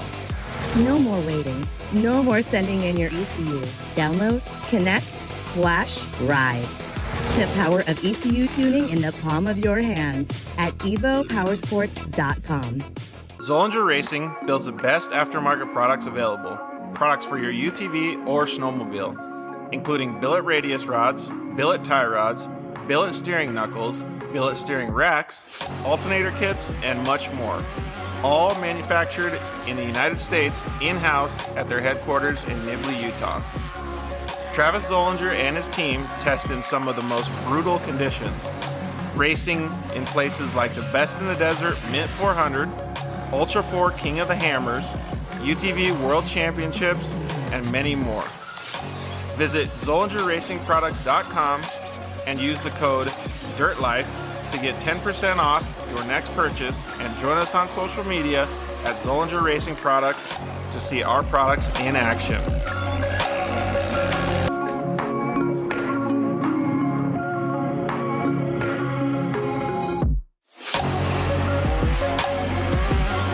Zollinger Racing, the best products, period. Finally, we got Lance from Solderweld in the studio. Thanks for coming down, bud. Hey, why don't we just record a commercial now? Yeah, why not? So good to be here, man. It's been a lot. I'm trying to get down here forever, and I wanted to talk about the off-road kit. Dude, I love those things. I got it in my pack. Yeah, we're running hundreds of vehicles now running them, whether it's a UTV or some guy's got it in a backpack on his motocross. He's got everything he needs to make a fix right there on the fly, out on the trail, or in the desert, whatever it is. Well, since I've already used one, I kind of know what to use it for, but explain what it does. All right, so let's pull one out real quick. You've got your aluminum rods. Remember, they're rods, right? So, light torch, small torch. You can throw it in there or throw it on the rig with your flux. It decontaminates and cleans like, let's say, a radiator. You get a random rock chip runs through as you're racing. You get a rock chip in a radiator. You got to fix it right there or you're out of the race. You can patch it up. You can patch it up. It's all good to go. Yep, just like welding. Yeah, also as well with that, you've got a brake line fix. So with your flux, you can fix a brake line, stainless steel.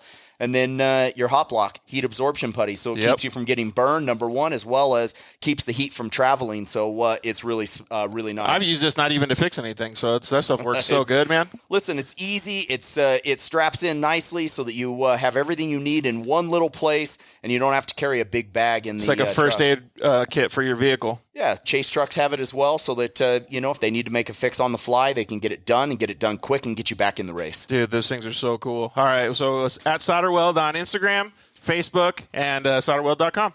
Awesome. All right, thanks, bud. Appreciate it.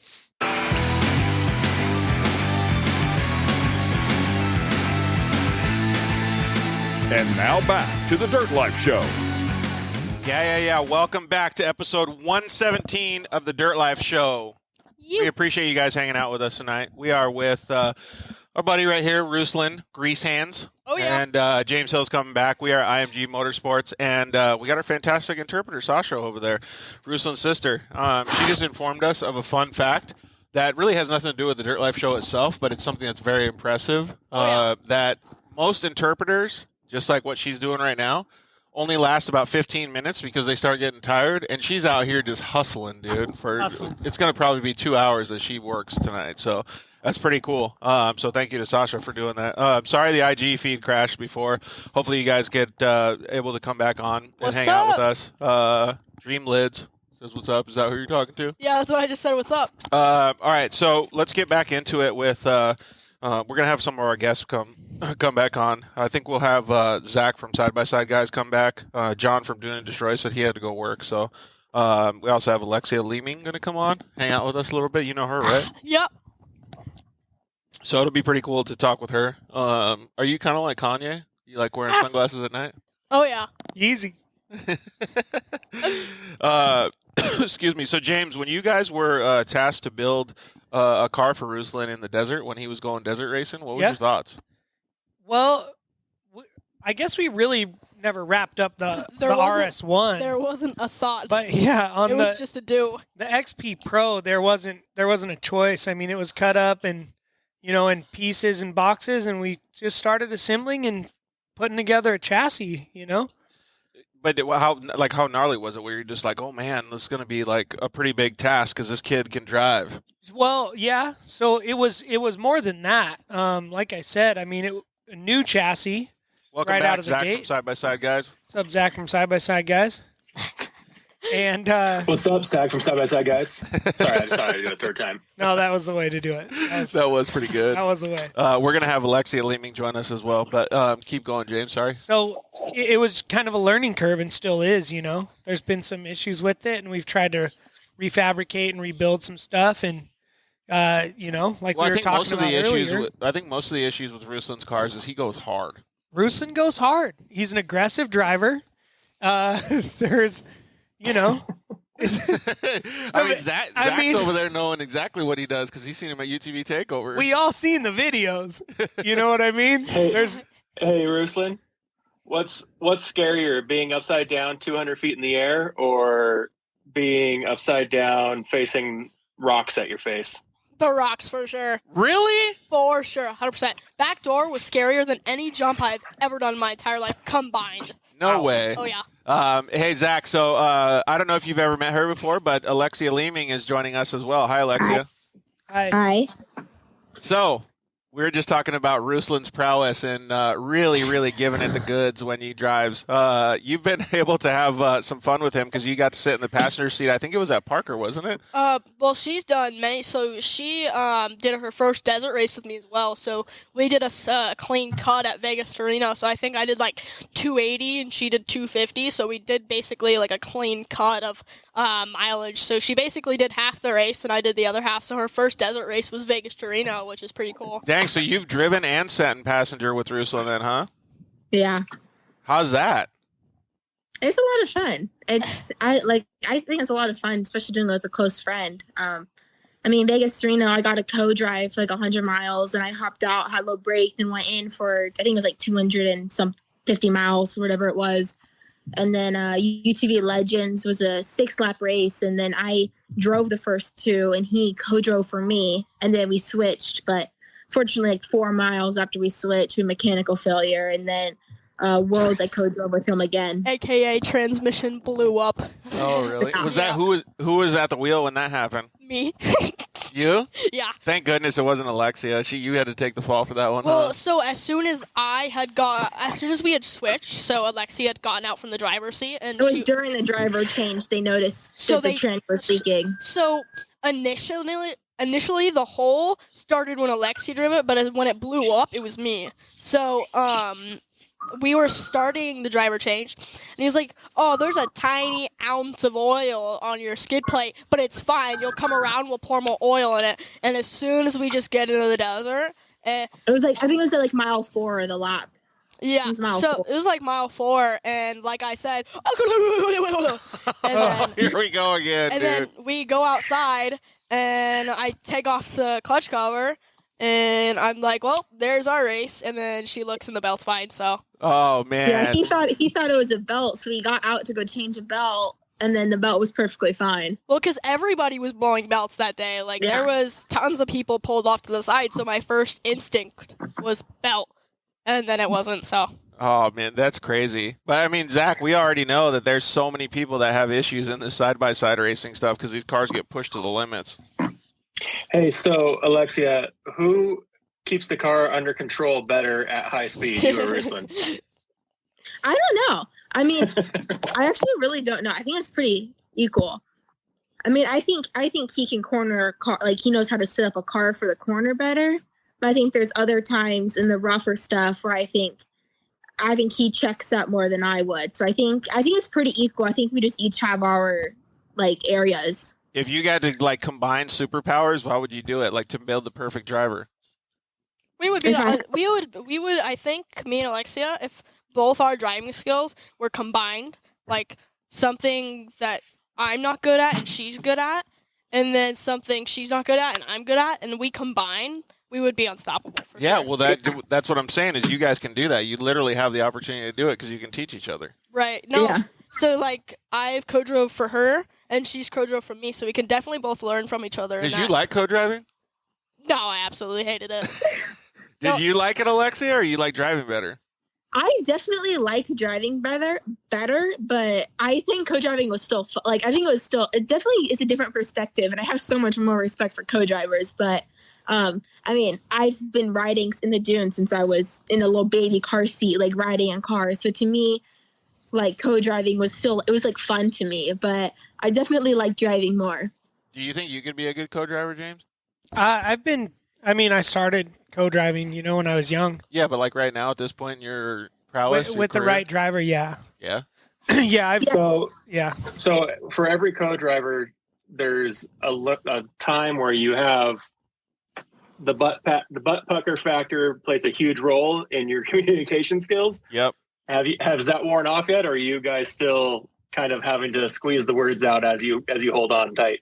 No, he's talking about for you or for Alexia. So, so if I see something that's like basically like a road, like a dip, so there's times where I'll check up. If I'm already going fast, I'll just go faster.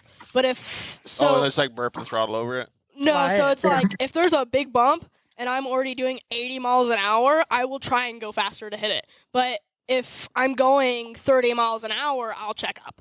because it'll If you're hurt. slow enough to stop for it, then we'll like slow down. But there's a point where if you can't slow down, Then go your best chance is just to hit the gas. Same and as a go red just light. little bit off of it. Straight up.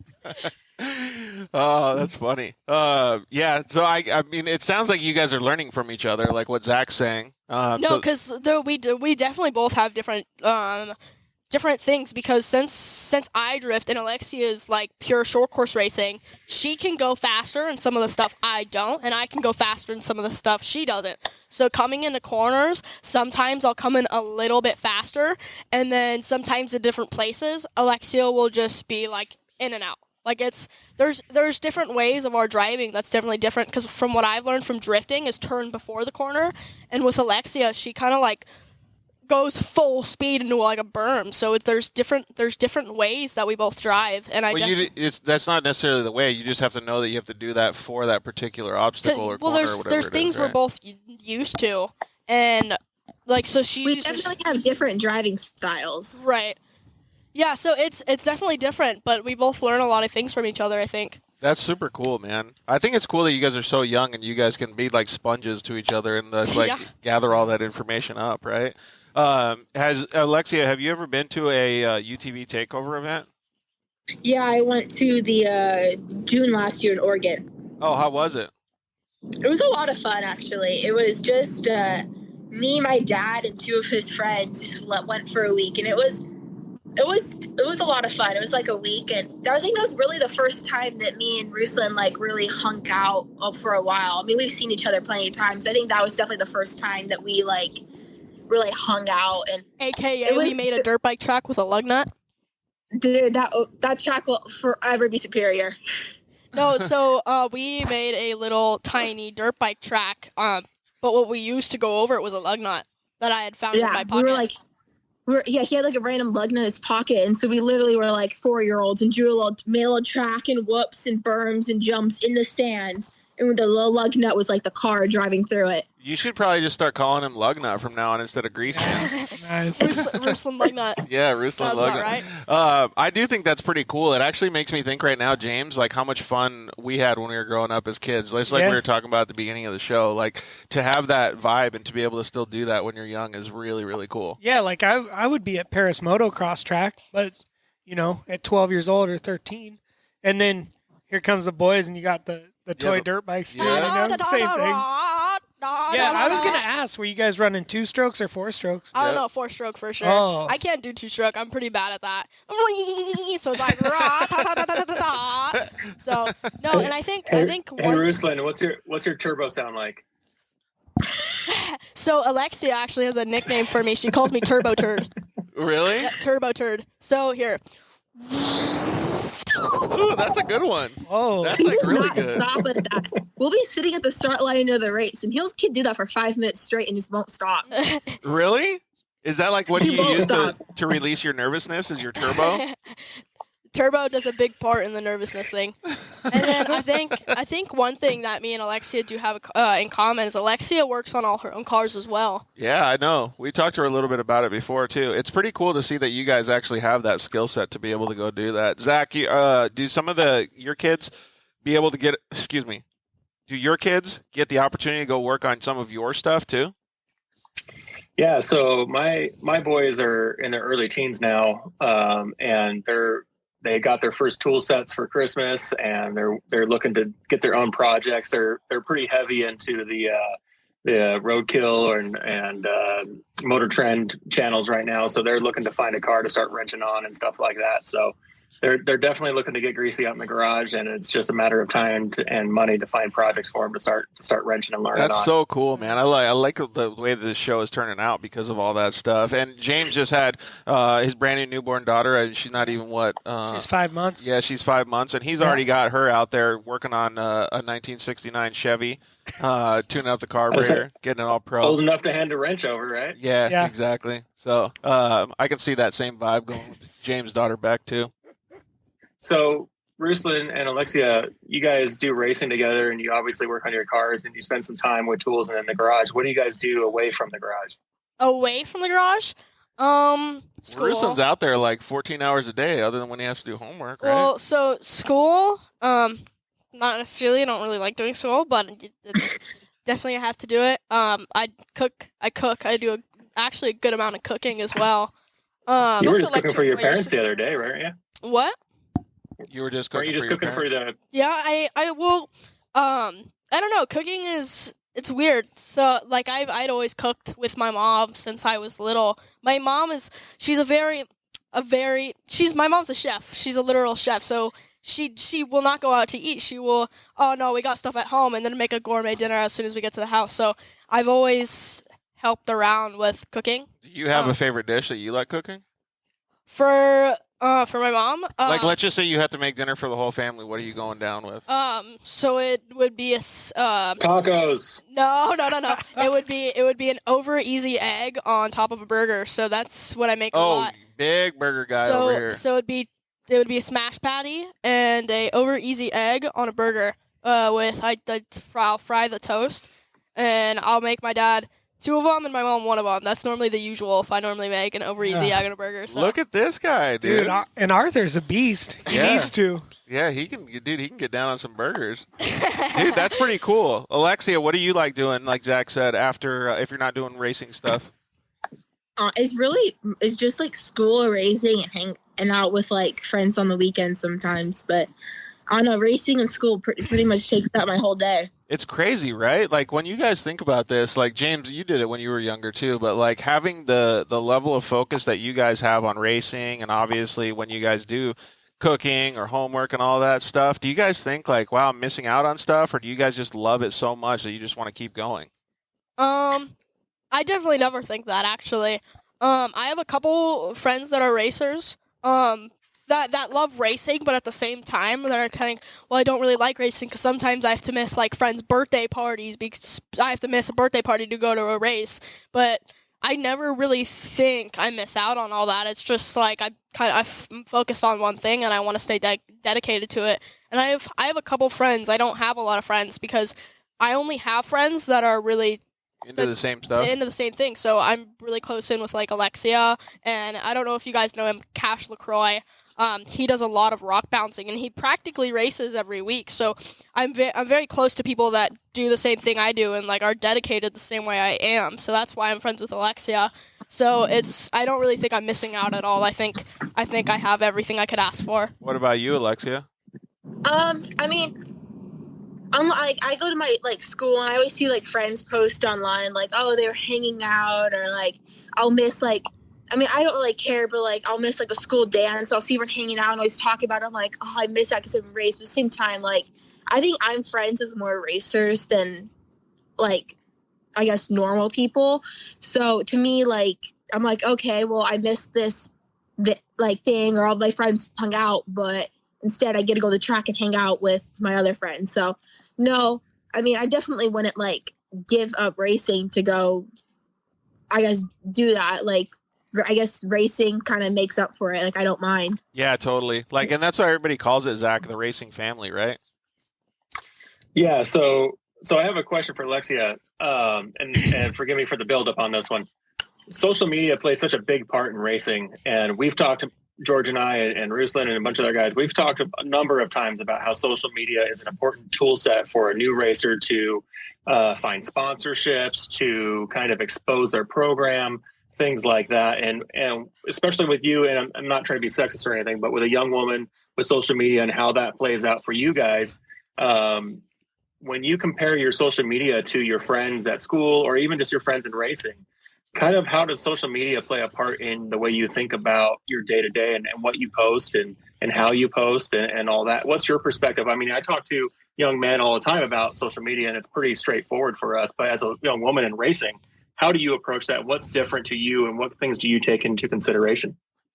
I mean, all the kids at my school or like friends, it's like their Instagram posts are like, they post more like, oh, like nice pictures themselves and like stuff like that. But I guess mine's a very like professional standpoint, and like there's like honestly barely any pictures of me that's not related to racing. If it's not related to racing, it's like hanging out with race friends. Like that's my social media. But yeah, I mean, social media is definitely how I grew. I mean, that's how me and Ruslan started talking and got this Vegas arena was through Instagram. We just started like following each other and messaging each other and like commenting on each other's posts and stuff. And that's how it all started. Being a lot of like my biggest sponsors is because they found me through social media and reached out. Right. So I think I definitely think it's a big thing too, because if, for example, so Alexia messaged me on Instagram just talking about regular stuff, just like any kind of day stuff, and I'm like, hey, I have a desert car, getting built,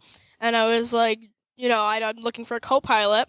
And she was like, yeah, sure, I would be down. But this is just talking about it because the car is not, it's, it's just almost just a mock-up. It's not really anything big. Like in the beginning, I think we were more like joking at the beginning, like, hey, let's co-drive for like. And then, nothing was serious. So I was in Arizona at the time, and Alexia had messaged me, and she said, hey, are we doing Vegas to Reno? And then she said, send me a couple pictures of the car if there's any progress, to see if we can make it to Vegas to Reno. And I was in Arizona at the time, so I texted her father, Chris Leaming, the owner of XTC Power Products, and I texted him, and I was like, do you want to do Vegas to Reno? And he was like, stop by the shop, and we'll have a quick chat. So I think I think it was on your way to Virginia. So yeah, I think it was on the way to Virginia. I think, and I stopped by. And he chatted with me about being, serious about racing. Like, are we going to do this? And, not just talking about it. Like, are we going to do this or not? So that's kind of how social media plays a big part. Yeah, I think I take two things from that, Zach. You probably do, James, as well. Is like the communication aspect of it would have never happened had they not seen the like-mindedness of each other's page, because they were both racers and they both had common interests, right? And then the communication portion of it, that you can bond together to be able to do that. But I think, James, one of the things that I took the most out of the answer that both of them just gave was there was a filter. The father was the filter in that situation, and Arthur was obviously transacting that conversation while they were driving too. So I think that's pretty cool that social media can do all of that stuff for them. And if Alexia maybe didn't show the same stuff that she shows in her interest in racing, maybe she showed herself with all of her friends, maybe it wouldn't have turned out that way. What do you think, Zach? I think it's very important for the older folks in the industry, the parents, the friends, the consultants, the brands, to really let these young racers know the importance of social media and that it's your resume, that it's not just an identifier. It's not just a handle, right? It's not just a hashtag that you're doing. It's you're portraying your future, and you need to realize what you want your future to be, and start living that future through your social media. And I'm not saying like fake it till you make it stuff. What I'm saying is, it's kind of like that, dress the way for the job you want type deal. You need to really understand that it's your resume, and more, you're not turning in a paper resume to somebody. You're not turning in some sort of official document to a sponsor. You're not doing a lot of that stuff. What you're doing is saying, look at who I am. Look at what I'm doing. This is what my aspirations and goals are, and this is what I'm doing to progress towards it. And your feed, your profile feed is that resume. Yeah. And so we as consultants to these young people need to make sure that we're doing a proper job and leading by example of how to properly do that, and how to not just sell out and be, just another page and just another athlete, and just not just another thing where anybody can throw a product in front of us and all of a sudden we're getting paid $50 to hold this thing in front of a pitcher, right? Like, we need to be authentic. We need to tell them that this is who you're going to be in the future. So you need to represent yourself well. Yeah, I think that's good. Do you guys both understand that pretty well? Yeah, for sure. I think that, I know Ruslan plays a big key of the social media game, and he's great at it. Yeah. And I do agree with you on that. As far as, we used to send a deck out, right? Yep. Or before that, like you said, paper resume, right? You could have the most bitchin' deck there that you could make right now. Yep. But someone's still going to look at it, look at your name, and then type it right on in there. Yeah, and go, okay, let's look at the Twitter or Facebook or Insta, right? Yep.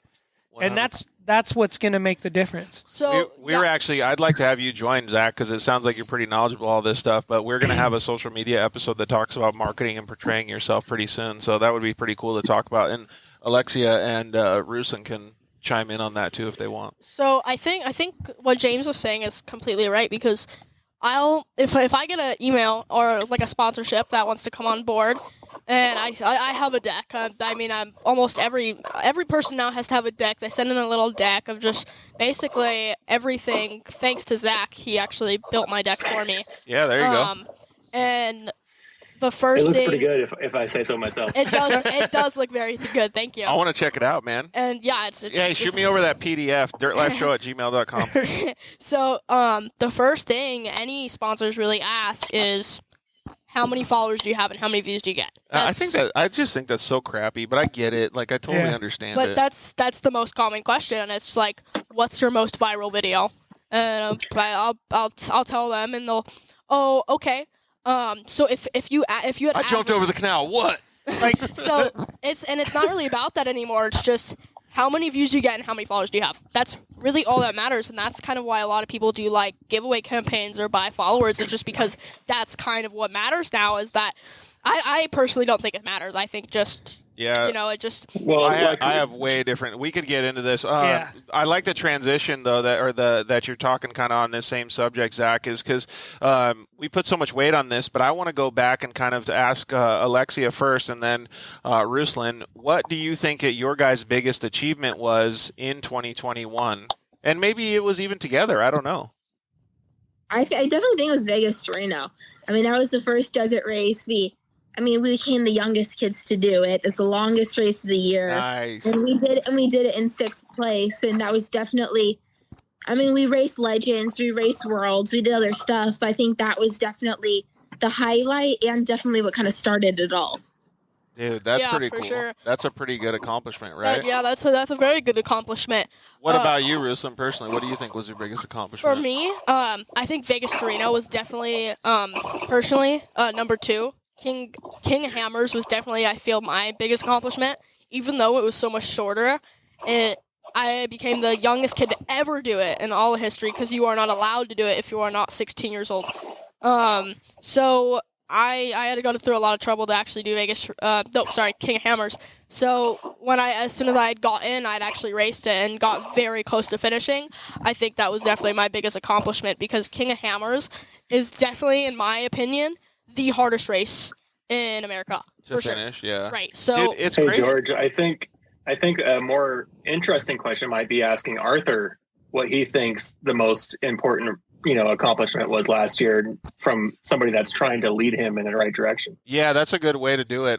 So maybe Ruslan, you can ask him that question. But when you hear them talk about this stuff, James, it's pretty impressive, right? So he said pretty much everything. He said he can see me take a lot of challenges in and never have doubt in myself. Yeah. And I just want to prove people wrong that the youth are capable of doing anything. Like, for example, he said my son's broken a lot of barriers, and I was the first kid to do a lot of races, and they ended up opening up youth classes just because I had raced it. So he said he feels like I've broken a lot of barriers, and so he can get more people to have confidence in the youth. Yeah. So he definitely feels like me as a person have broken a lot of barriers and opened a lot of opportunity for a lot of the youth drivers. That's a really good question, Zach, because it puts a perspective on it. Ruslan's obviously being humble, but it's understandable that he's pushing all these boundaries because of the position that he's in, right? Because of, like what you said, the social media stuff and the things that he's doing, the way he's portraying himself.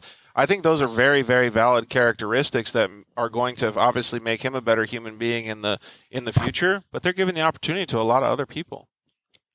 I think that it's important for us to recognize that other side of the story, right? Like, we can all say, we always push these athletes and young people, especially, what have you accomplished? What have you won? Like, that's always a big thing. Like, what have you won? Where have you podiumed?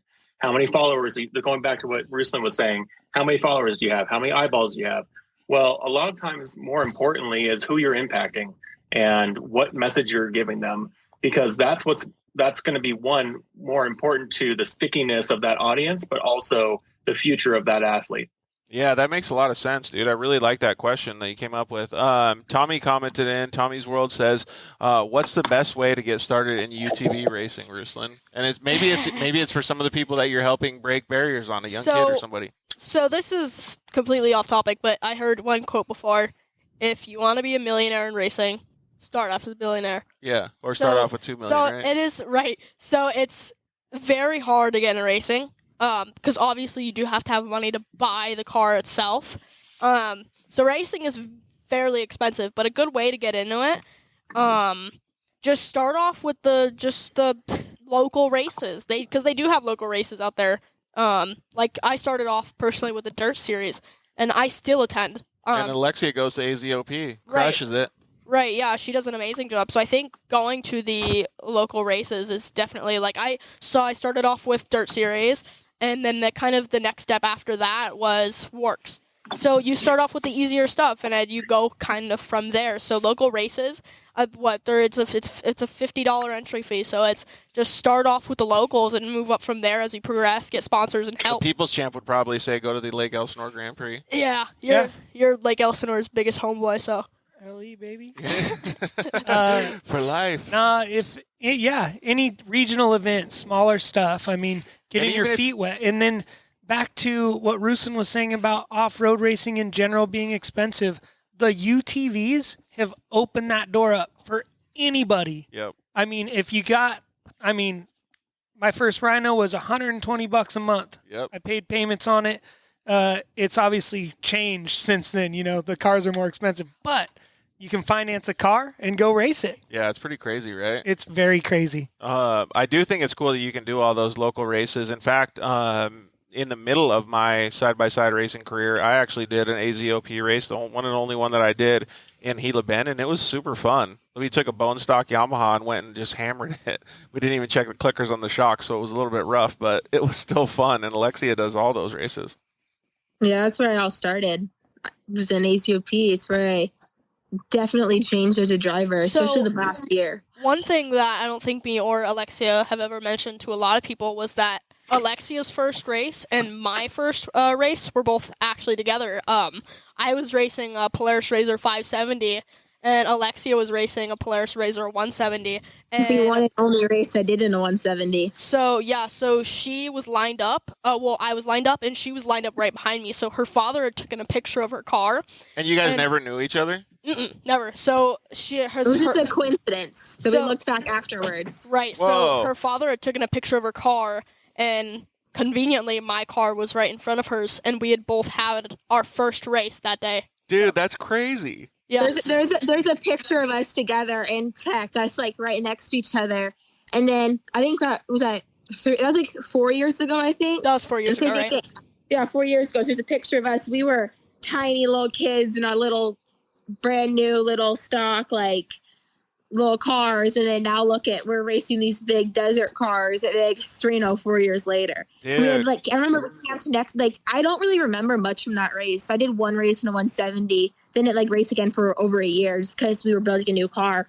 But yeah, we coincidentally camped right next to each other. We're in tech right behind each other, and then we looked back. Yeah, we looked back. A year ago, I found the picture. I'm like, wait, that's you. We were there's this picture of us together from 4 years ago. I feel like they're talking about finding a box that you've buried in the ground for 10 years, and then you open it back up, and it's special. You're like, whoa, dude! But it's just because they're so young, and 5 years for them is so long. It's crazy, yeah. And if you think about it, since Alexia's it's a little bit different for her, but since I'm 13, so I just turned 9. Take away another 4 years from that, I'm 4 years old. That's so crazy to me. And Alexia, you're 15 now, I think you said? Yeah. Dude, that's so nuts. Zach, it's pretty cool that they have these memories already starting now, though. Yeah, I think it's a huge, shout out to the parents that allow these kids to, one, do these awesome things, but provide them the ability to have these experiences, right? There's so many parents out there that are scared to let their kids even go outside, let alone. So I don't know if you're looking, but if you see the red car, that is Alexia's car, and the other car in front of it, that is my car. That's so crazy, man. That's when we took our little play car from Glamis. There's a little bone stock 170, went to Lucas. Wow. If you know anything about Lucas, you can't win in a bone stock 170, and I was You have to have a mounted motor. And you have to have at least 6 transmission gears in your pocket or on the trailer to be able to last for the whole weekend. Can't you just put that billet piece to hold them in there? Dude, those things blow so much. It's ridiculous, man. You know what's actually crazy? My brothers, they've been racing 170s for 2 years, the two of them. We've only had one transmission ever go. Really? Dude, I see, dude. Jackson in 2020, he blew a transmission. Other than that. But also, her brothers are very, very smart. So, like, they race the 170, and they win a lot, and they battle a lot, too. Like, I've been there for a lot of the races since me and Alexia raced together, and we always hang out at every race. So, watching their brothers, they're very smart on how they've been educated very well, so they don't blow trannies like some other kids do. It's pretty cool. They kind of learn how to time the whoops and time the jumps right in their throttling, because you land in those 170s, land on one jump on the gas, and boom, $2,000 for transmission goes. So yeah, dude, they try to learn how to throttle it through the whoops and throttle it off the jumps to still be fast, but also not blow a transmission. Dude, it's so crazy. These little kids are learning all this stuff, right, James? It's crazy. It's pretty cool, though. So, Zach, we're going to wind down the show a little bit here. Did you have any other questions for them? Because I know that you've seen Ruslan, obviously, out at UTV Takeover. I don't know if you saw Alexia when she went. But what about the racing stuff? Because you haven't seen him there. Yeah, I'm hopefully going to be seeing everybody down at the Mint 400, so I'm excited to come down and see everybody for the first time in 2022. There you go. Yeah, we're going to have to hook up and make some content, bud. Oh yeah. I don't think so, but Alexia, you're going to be racing Mint too, huh?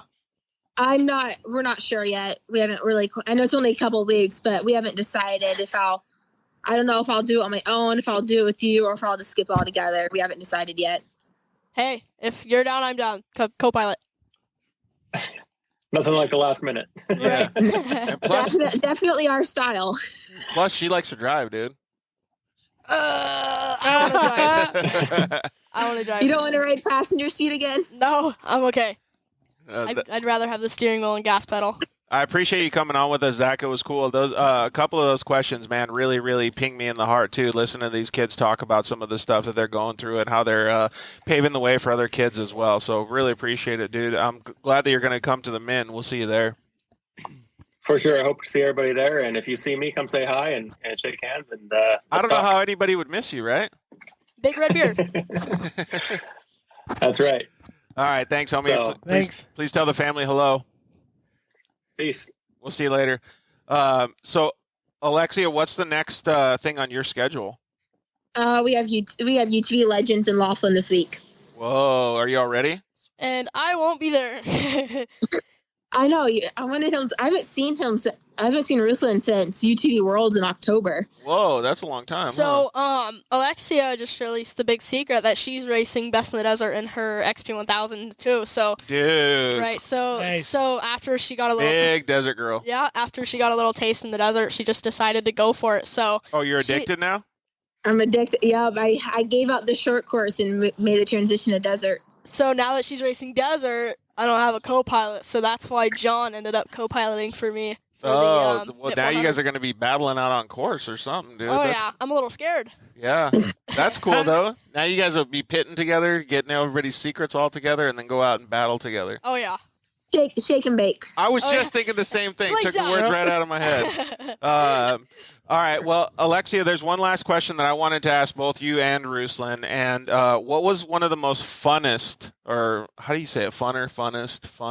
I definitely, as soon as you said that, I definitely know one. Well, it has to be in the last year. Yep. So, me and Alexia went to Best in the Desert, and I ripped the front end off the car coming around the corner. Our steering, which we didn't know, our power steering unit was having problems, so it would lock up the steering wheel randomly. So we had found this out at the Mint 400. It went bad, so we had changed it the night before the race. So it had locked up while we were coming around the corner, and I ripped the whole front end off of the car. So we creeped the car like 4 more miles.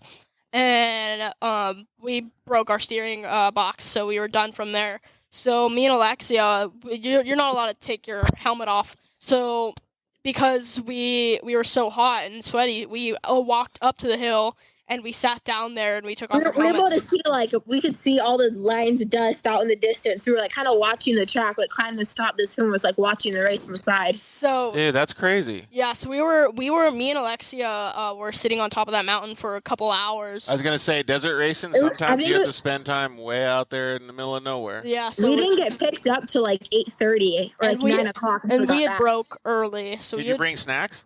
no.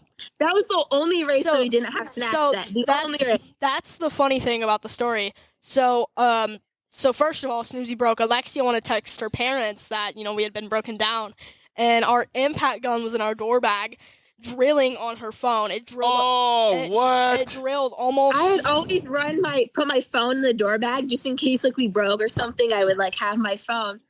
Well, this one race, apparently the impact gun wasn't locked, and I go to pull out my phone, and it looked like a bullet went through the phone. Oh my God, So dude, it that was sucks. It was a whole hole, so Alexia didn't have any way to contact her parents, and we were too far from the radios to actually communicate with them. So we're stuck on this hill for, I'd say, 4 hours total.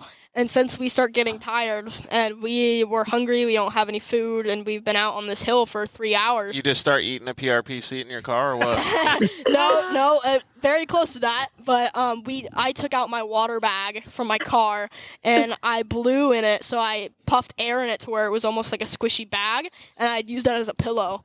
He would suck all the air out of it and it would deflate. Then he like blow it back up. He like had like airbags for his head the whole So time. that was the joke. MacGyver. So that was the joke. I had airbags for my head. Really? So, and then we started getting super hungry. We were out there for at least a couple more hours, and we see a pit car like that spectates. There's an official out there. Official, right? A couple turns away. With a razor. So we go and walk out, and we're like, "Hey, do you have any food?" And the guy gives me barbecue chips and gives Alexia Ritz crackers. He had all loaded up. He had a bunch of drinks and snacks, and we were just hanging out with them eating food. Yeah. Dude, that's crazy. So yeah, we had to watch the car get towed back that day. What snacks do you guys bring if you guys are going out there? Like, So, funny story at Vegas to Reno, I brought a granola bar and I got chocolate all over my face, and Alexia was eating Cheez-Its, so. oh, Cheez-Its would be pretty good. And then we had it was from Tech. We put a bunch of snacks in the door bag for Tech at Vegas to Reno, and during the race, when I was driving, we blew a belt, so my co-driver got out and was changing the belt, and I'm like, so I went to go pull my phone out of the door bag. Then Nutella exploded everywhere inside. What? Really? You know those sticks, those Nutella sticks? You got a stick out the other side and put in Nutella. So that popped. Really? Yeah. Dude. It was all over the inside the What door a bag. It was mess. so gross. So basically what you're saying is don't take Reese's Pieces peanut butter cups when you go out there? Sure. Don't take anything chocolate in a door bag. Take crackers or I don't know if you Cheez-Its or guys know where I'm going with this whole thing, but I was going to tell you the pro move from the OG People's Champ. He has the pro snack. What is it, James? What one? I mean, we roll with Sour Patch Kids all That's the time. what I was looking for. Woo! Winner.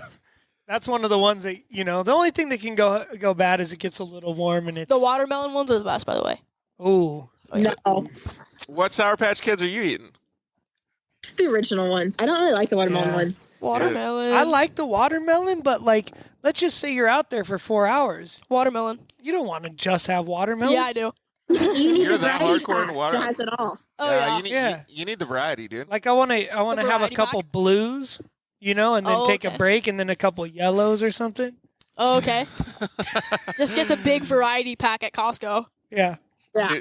Okay, so you guys got all your snacks all dialed in. So if there is a chance that you guys do any co-driving together and something happens, then you got your snacks all dialed. But if one of you guys breaks down and the other one passes the other one, just throw snacks out the window. Just huck them out the window and just pass by. Oh, yeah. And then King of Hammers at the Desert Challenge, we broke down. We had to walk 2 miles to the next pit. Whoa. To get to safety, apparently. That's what my co-driver says. I had a bag of Reese's Puffs. Not Reese's Puffs, sorry. Reese's cereal puffs.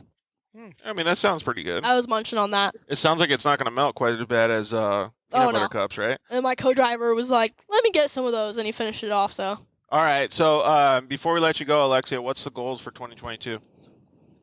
Drive every mile of the season, but invest in the desert, and hopefully go for the championship or rookie of the year. That's cool. And what class is this in? The super stock. That's going to be pretty cool, man. Very I like those goals. What car are you using? XP 1000 Polaris Razor. Nice. I like those goals though, because that's great. Those are achievable goals. Drive every single mile that you can and finish the races. And that class should be a driver's class. So Yeah, good luck. 100%. That'll be fun. Yeah. Cool. Well, good luck. I can't wait to see you out there, man. It's going to be pretty cool. I'm sure you wish her good luck too, right, Ruslan? Oh yeah, for sure. I wish both of us the best of luck. All right, Alexia, tell your family we said hello and thank you for joining us. Will do. Thank you. All right, we'll see you later. See ya. All right. Bye. The whole family was saying bye too. But yeah, see ya. So what are your goals then, Ruslan, for 2022? Definitely try and attend to every race I can. That's definitely one of my biggest goals out there. Yeah, that's really one of my biggest goals. Also, grow myself as a mechanic, learn more knowledge off of race cars. A couple days ago was actually I pulled out my first motor, so that's definitely one of my goals. That's pretty impressive, dude. Thank you. So my highest goal up there is just get more knowledge to myself, try to attend every race, and just become a better mechanic. Have you asked any of your sponsors? I mean, I saw you asking James stuff today about building a car and learning how to weld better and just things like that. And you were even asking, I think you guys were talking about different metals and thicknesses and stuff. Have you talked to anybody else that's your sponsors, like wheel sponsors, tire sponsors, motor sponsors, about like asking specific questions so you can learn more? Yeah, I've probably talked to a couple people about that kind of stuff. Like, I see what's it called, TPR and Brian Crowder. Definitely some people I ask about motors too, like. Because I've blown a couple motors. I've blown a couple, so they're the so they are the people to ask when I need help. So definitely when I blew a motor, I ask them a lot of questions. So what do I need to do? What do I need to torque this to? Do I need to put Loctite on this? What do I need to do? So it's definitely a big learning thing, and I I ask a couple people like James, TPR and Brian Crowder, Josh from Crow Heat. So I have a lot of questions for everybody. One of the things that I think is super cool is that we talked a little bit about social media and kids and stuff. Like I was always asking questions when I was a little kid too. Yeah. And people would some parents would be like, why did your kid ask so many damn questions to my parents? And my parents were like, he just wants to know. Like he's wants to get all the information. He's like a sponge. I think it's so cool that you do that. So when I hear you saying that, I want to tell all the people that are listening and all of your fans and stuff too, like, don't be scared to ask questions. Don't be scared to go up to people and talk with them. That's the most biggest thing that my dad has ever taught me in life. Learn. There's no shame to ask. Yeah. If it's a no, it wasn't going to happen anyways. If it was a yes, it's a yes. Perfect. So that's one of the biggest things he's ever taught me is never be afraid to ask, and it never hurts to try something. That's so Nice. cool. Yeah. I think James has that same feeling too. I love that because I'm a question person. Yeah. And people take it wrong. You when you ask a lot of questions or just question someone out of nowhere, hey, what's going on with this? Right. Some people get offensive, but hey, that's okay. Yeah. If you're trying to learn or understand what somebody else is doing or this and that. I agree 100%. I have one question. Yeah, do it. If you could podium any race this year, what would it be? King of Hammers. No, well, that's over. Yeah. Oh, Coming this up. year? Oh, Yeah, coming yeah. up? If I could podium. Like, what's on the anything? list? What do you think? Like, hey, this one's going down on the paper. I mean, there's so many races, dude. There's a lot. Yeah. Like, but what do you think? Like, what do you want to strive for? To me, in a UTV, it would probably be World Championship, but that's just... that's. I'd rather be something that's more harder and more worth it, and something that takes a lot of respect and time and money and stuff like that to do. And it would probably be, I think, if I could podium any race, it would be the May 400. Yeah. Of this year, yes. What class are you going to run this year? Unlimited. Unlimited. So it's unlimited. There's some pretty big dogs in that unlimited class. So Mitch got 3 races of that class. Yeah. So there's definitely some big dogs in that class, and I definitely think like Jim Beaver, a really good friend of mine as well. So there's some big dogs in that class. So I think it's definitely going to be hard, and it's going to take a lot of my time to learn, and I'll be better in general, and just try to make myself better. It's a benefit, definitely, for sure. I think you've made a lot of strides in the past year and a half that you guys have been working on this stuff. And one thing that I wanted to say, kind of like the stuff that James is asking, because he's asking those questions because he wants to see you succeed, right? But I think there's a lot of things that I've noticed in sitting down with you today compared to sitting down with you, and it was just over a year ago, maybe a year and a month or something. I don't know if you can see it in yourself. I know that your dad can, but the level of expertise, maturity, and knowledge that you have compared to just a short period of time a year ago is phenomenal to me. Thank you. It blows my mind to see. And the reason that you have that success is because that you're willing to put in the hard work and because you ask those questions. So I think if there's anything that anybody can take away from this interview is that hard work, questions, and just having a good structure around you is very, very important, man. I think one of the big parts of my success ever in my whole career and anything I've ever done is my dad, for sure. He helps me with everything possible, and my mom as well. If it wasn't for my mom, I wouldn't have raced. Well, and if it wasn't for your mom, you guys would be starving because she's cooking all the good. You also food. wouldn't be here. Oh yeah. So good point. Right. Touche. So the reasoning is my mom had my dad had bought her a sand rail.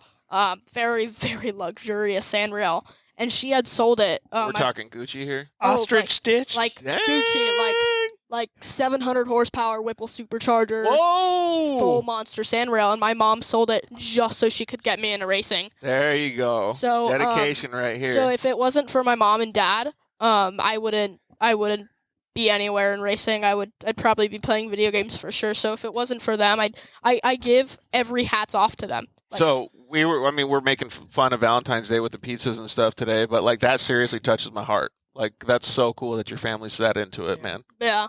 And definitely my sponsors too, because they help with a lot too. Yeah, absolutely. Well, everybody helps in all these programs, right? James and I know all of this stuff, but it's cool to see the beginning of your structure kind of come into fruition, right? Like everything is coming together for you, and you're starting to understand how much more work that your parents were putting in to get you to this point, and you're taking over some of the reins. And honestly, just looking back, I feel terrible because of how much work I didn't put in before. Just looking back at it, not wanting to work on my race car, not wanting to help around the house, and just looking back at it now, I feel absolutely terrible. That's respectful that you think that way, dude.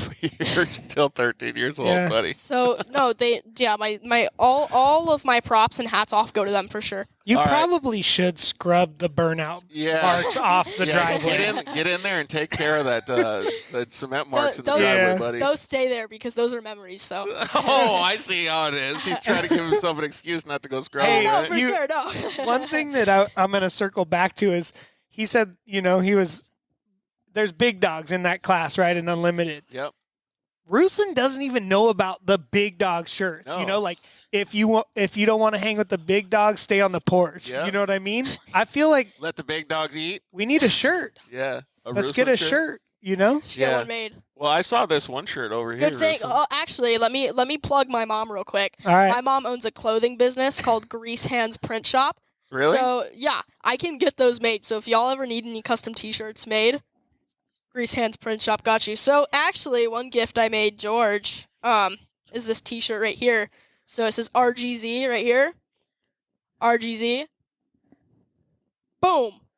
Ruslan Greasehandz. So this car is actually the one that James designed. The purple one is actually the one we have behind us. And my sister is the designer of it. My mom prints all the clothes out too. You gotta really get into these things too, because there's a lot that goes into all this design work, dude. Sasha spent a lot of time on this one. And these things look like legitimate, James. Have you let me seen feel this her thing? up. So Sasha actually drew that. That's the so first cool. one actually took me over 3 months, I think. Whoa! Because the first drawing, I was like, no, I don't like this. And then my dad was like, no, do it again. We want to see it. So I finished it. And then the last one was 3 days before KOH. And he was like, we need a shirt ready for that. So then I did the last one. That's crazy, cool. It is really cool. Yeah, so if y'all ever need any custom T-shirts, Greasehandz Print Shop.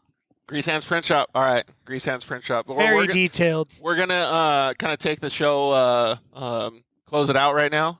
Do you want to thank any of the people around you? I know you had just pretty much thanked your whole family, but you got a bunch of sponsors and stuff too that you want to thank. I like to thank my personal interpreter right here behind me. Dude, Sasha. I know her hands are getting tired, so that's why I was thinking about closing down the show. So, just a little bit. So Sasha puts a lot in order. Tomorrow, she's just going to have her hands in her pockets, just like resting all day. Right. So Sasha doesn't have to do this at all. And she did it just for us. So, yeah, my dad said my gift to her would be massaging her hands. Yeah, so, exactly. Yeah, I definitely like to thank my whole entire family and Sasha. I like to thank Leon.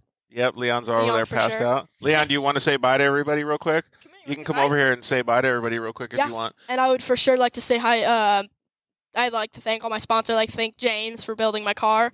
I'd like to thank TPR and Brian Crowder. Come sit over here by your brother. Come here, buddy. Come on. I'd like to thank Baja Designs and Rugged for all our communication and XTC Power Products and everybody that came on tonight. Fuel Wheels. And Fuel Rims for having the best wheels ever. Yeah, they did a good job. And GBC Tires actually makes a great tire. I didn't end up popping one at King Hammer, so. And along with you, I want to thank IMG Motorsports too. James is allowing us to have the show here, so it was really cool. We really appreciate it. So I'm going to post something a little bit later or tomorrow. Man, they had so many cars in here at IMG, so please come help support their business and give them call them up and check them out because they have tons of cages too in stock, so you can come grab those things. Thank you to all of our sponsors as well. And if you see this car right here, this car as well. And then James actually built 2 of my other cars as well. So. Dude, just welding all kinds of stuff, dude. Getting those things styling. Got to give James some props here. Thanks. Yeah, so thank you to the guys over at KMC Wheels. Head over to your local 4-wheel parts, buy some KMC wheels. You can also go to wheelmerch.com. They have all kinds of fresh stuff over there. Thank you guys over at Motul. Fantastic lubrication products. Please go and buy your products from them. You can go to the local Cycle Gear and get your multiple products. They have tons and tons of good stuff for side-by-sides. Thank you guys over at Shock Therapy. Like I said, go get limit straps, steering rack, BSD kits, all that good stuff. You can use code DIRTLIFE at Shock Therapy USA. Save a whole bunch of money. Thank you guys at EFX Tires. Thank you guys at Evolution Power Sports. For more power. Yeah, more power. Can you do the turbo thing real quick? There you go. Evolution Power Sports make your turbo sound like that. That is. Oh yeah. What do you think that one's from? That sounded Fast and Furious. I know. I kind of think it sounds like a. Well, to me, it sounded a little bit like a. Not the new diesels, like a 5.9. 2003, like 5.9. No. Oh, like one of those hard hitters. Yeah, that's what I'm thinking. Yeah. So yeah, thank you to the guys over at Evolution Power Sports. You can get Code Shooter and you can tune your own car. You can have one of their exhaust systems, and you can obviously go down and have them tune your car for you too. Thank you to the guys over at Zolander Racing Products. You can use the code DIRTLIFE. Grab some radius rods, tie rods, match up with your Shock Therapy steering rack. Thank you guys over at Cryo Heat, like you were talking before. I don't go through transmissions anymore just because of them. Woo! And thank you guys over at Solderweld. You can use the code DIRTLIFE at solderweld.com. Appreciate it, James. Thank you very much for having us at the shop. You guys, a good evening. We really appreciate you guys all for tuning in. Like I say, every show, you guys are our lifeblood. You guys are the ones that make the show go, and all of the DMs and stuff, man. Like, I still can't believe it to this day. I said this so many times on other shows. You guys really make it worthwhile for us, so we really appreciate it. So next week we are going to have a special show for you guys, so tune into that one. Really appreciate it. First of all, before you say anything, I'd like to thank Jimmy right here and George Hamill, your host right here. Thanks, dude. We appreciate it. And clearly, thank you to Sasha for doing all the interpreting. 100%. And happy Valentine's Day as well. Hey, so do you want to talk on the microphone, Leon, before we go? Just say thank you guys. Good night. Good night. All right. Thank you guys so much. Really appreciate it. We love you. Good night. Thanks for listening to The Dirt Life Show. See you next week.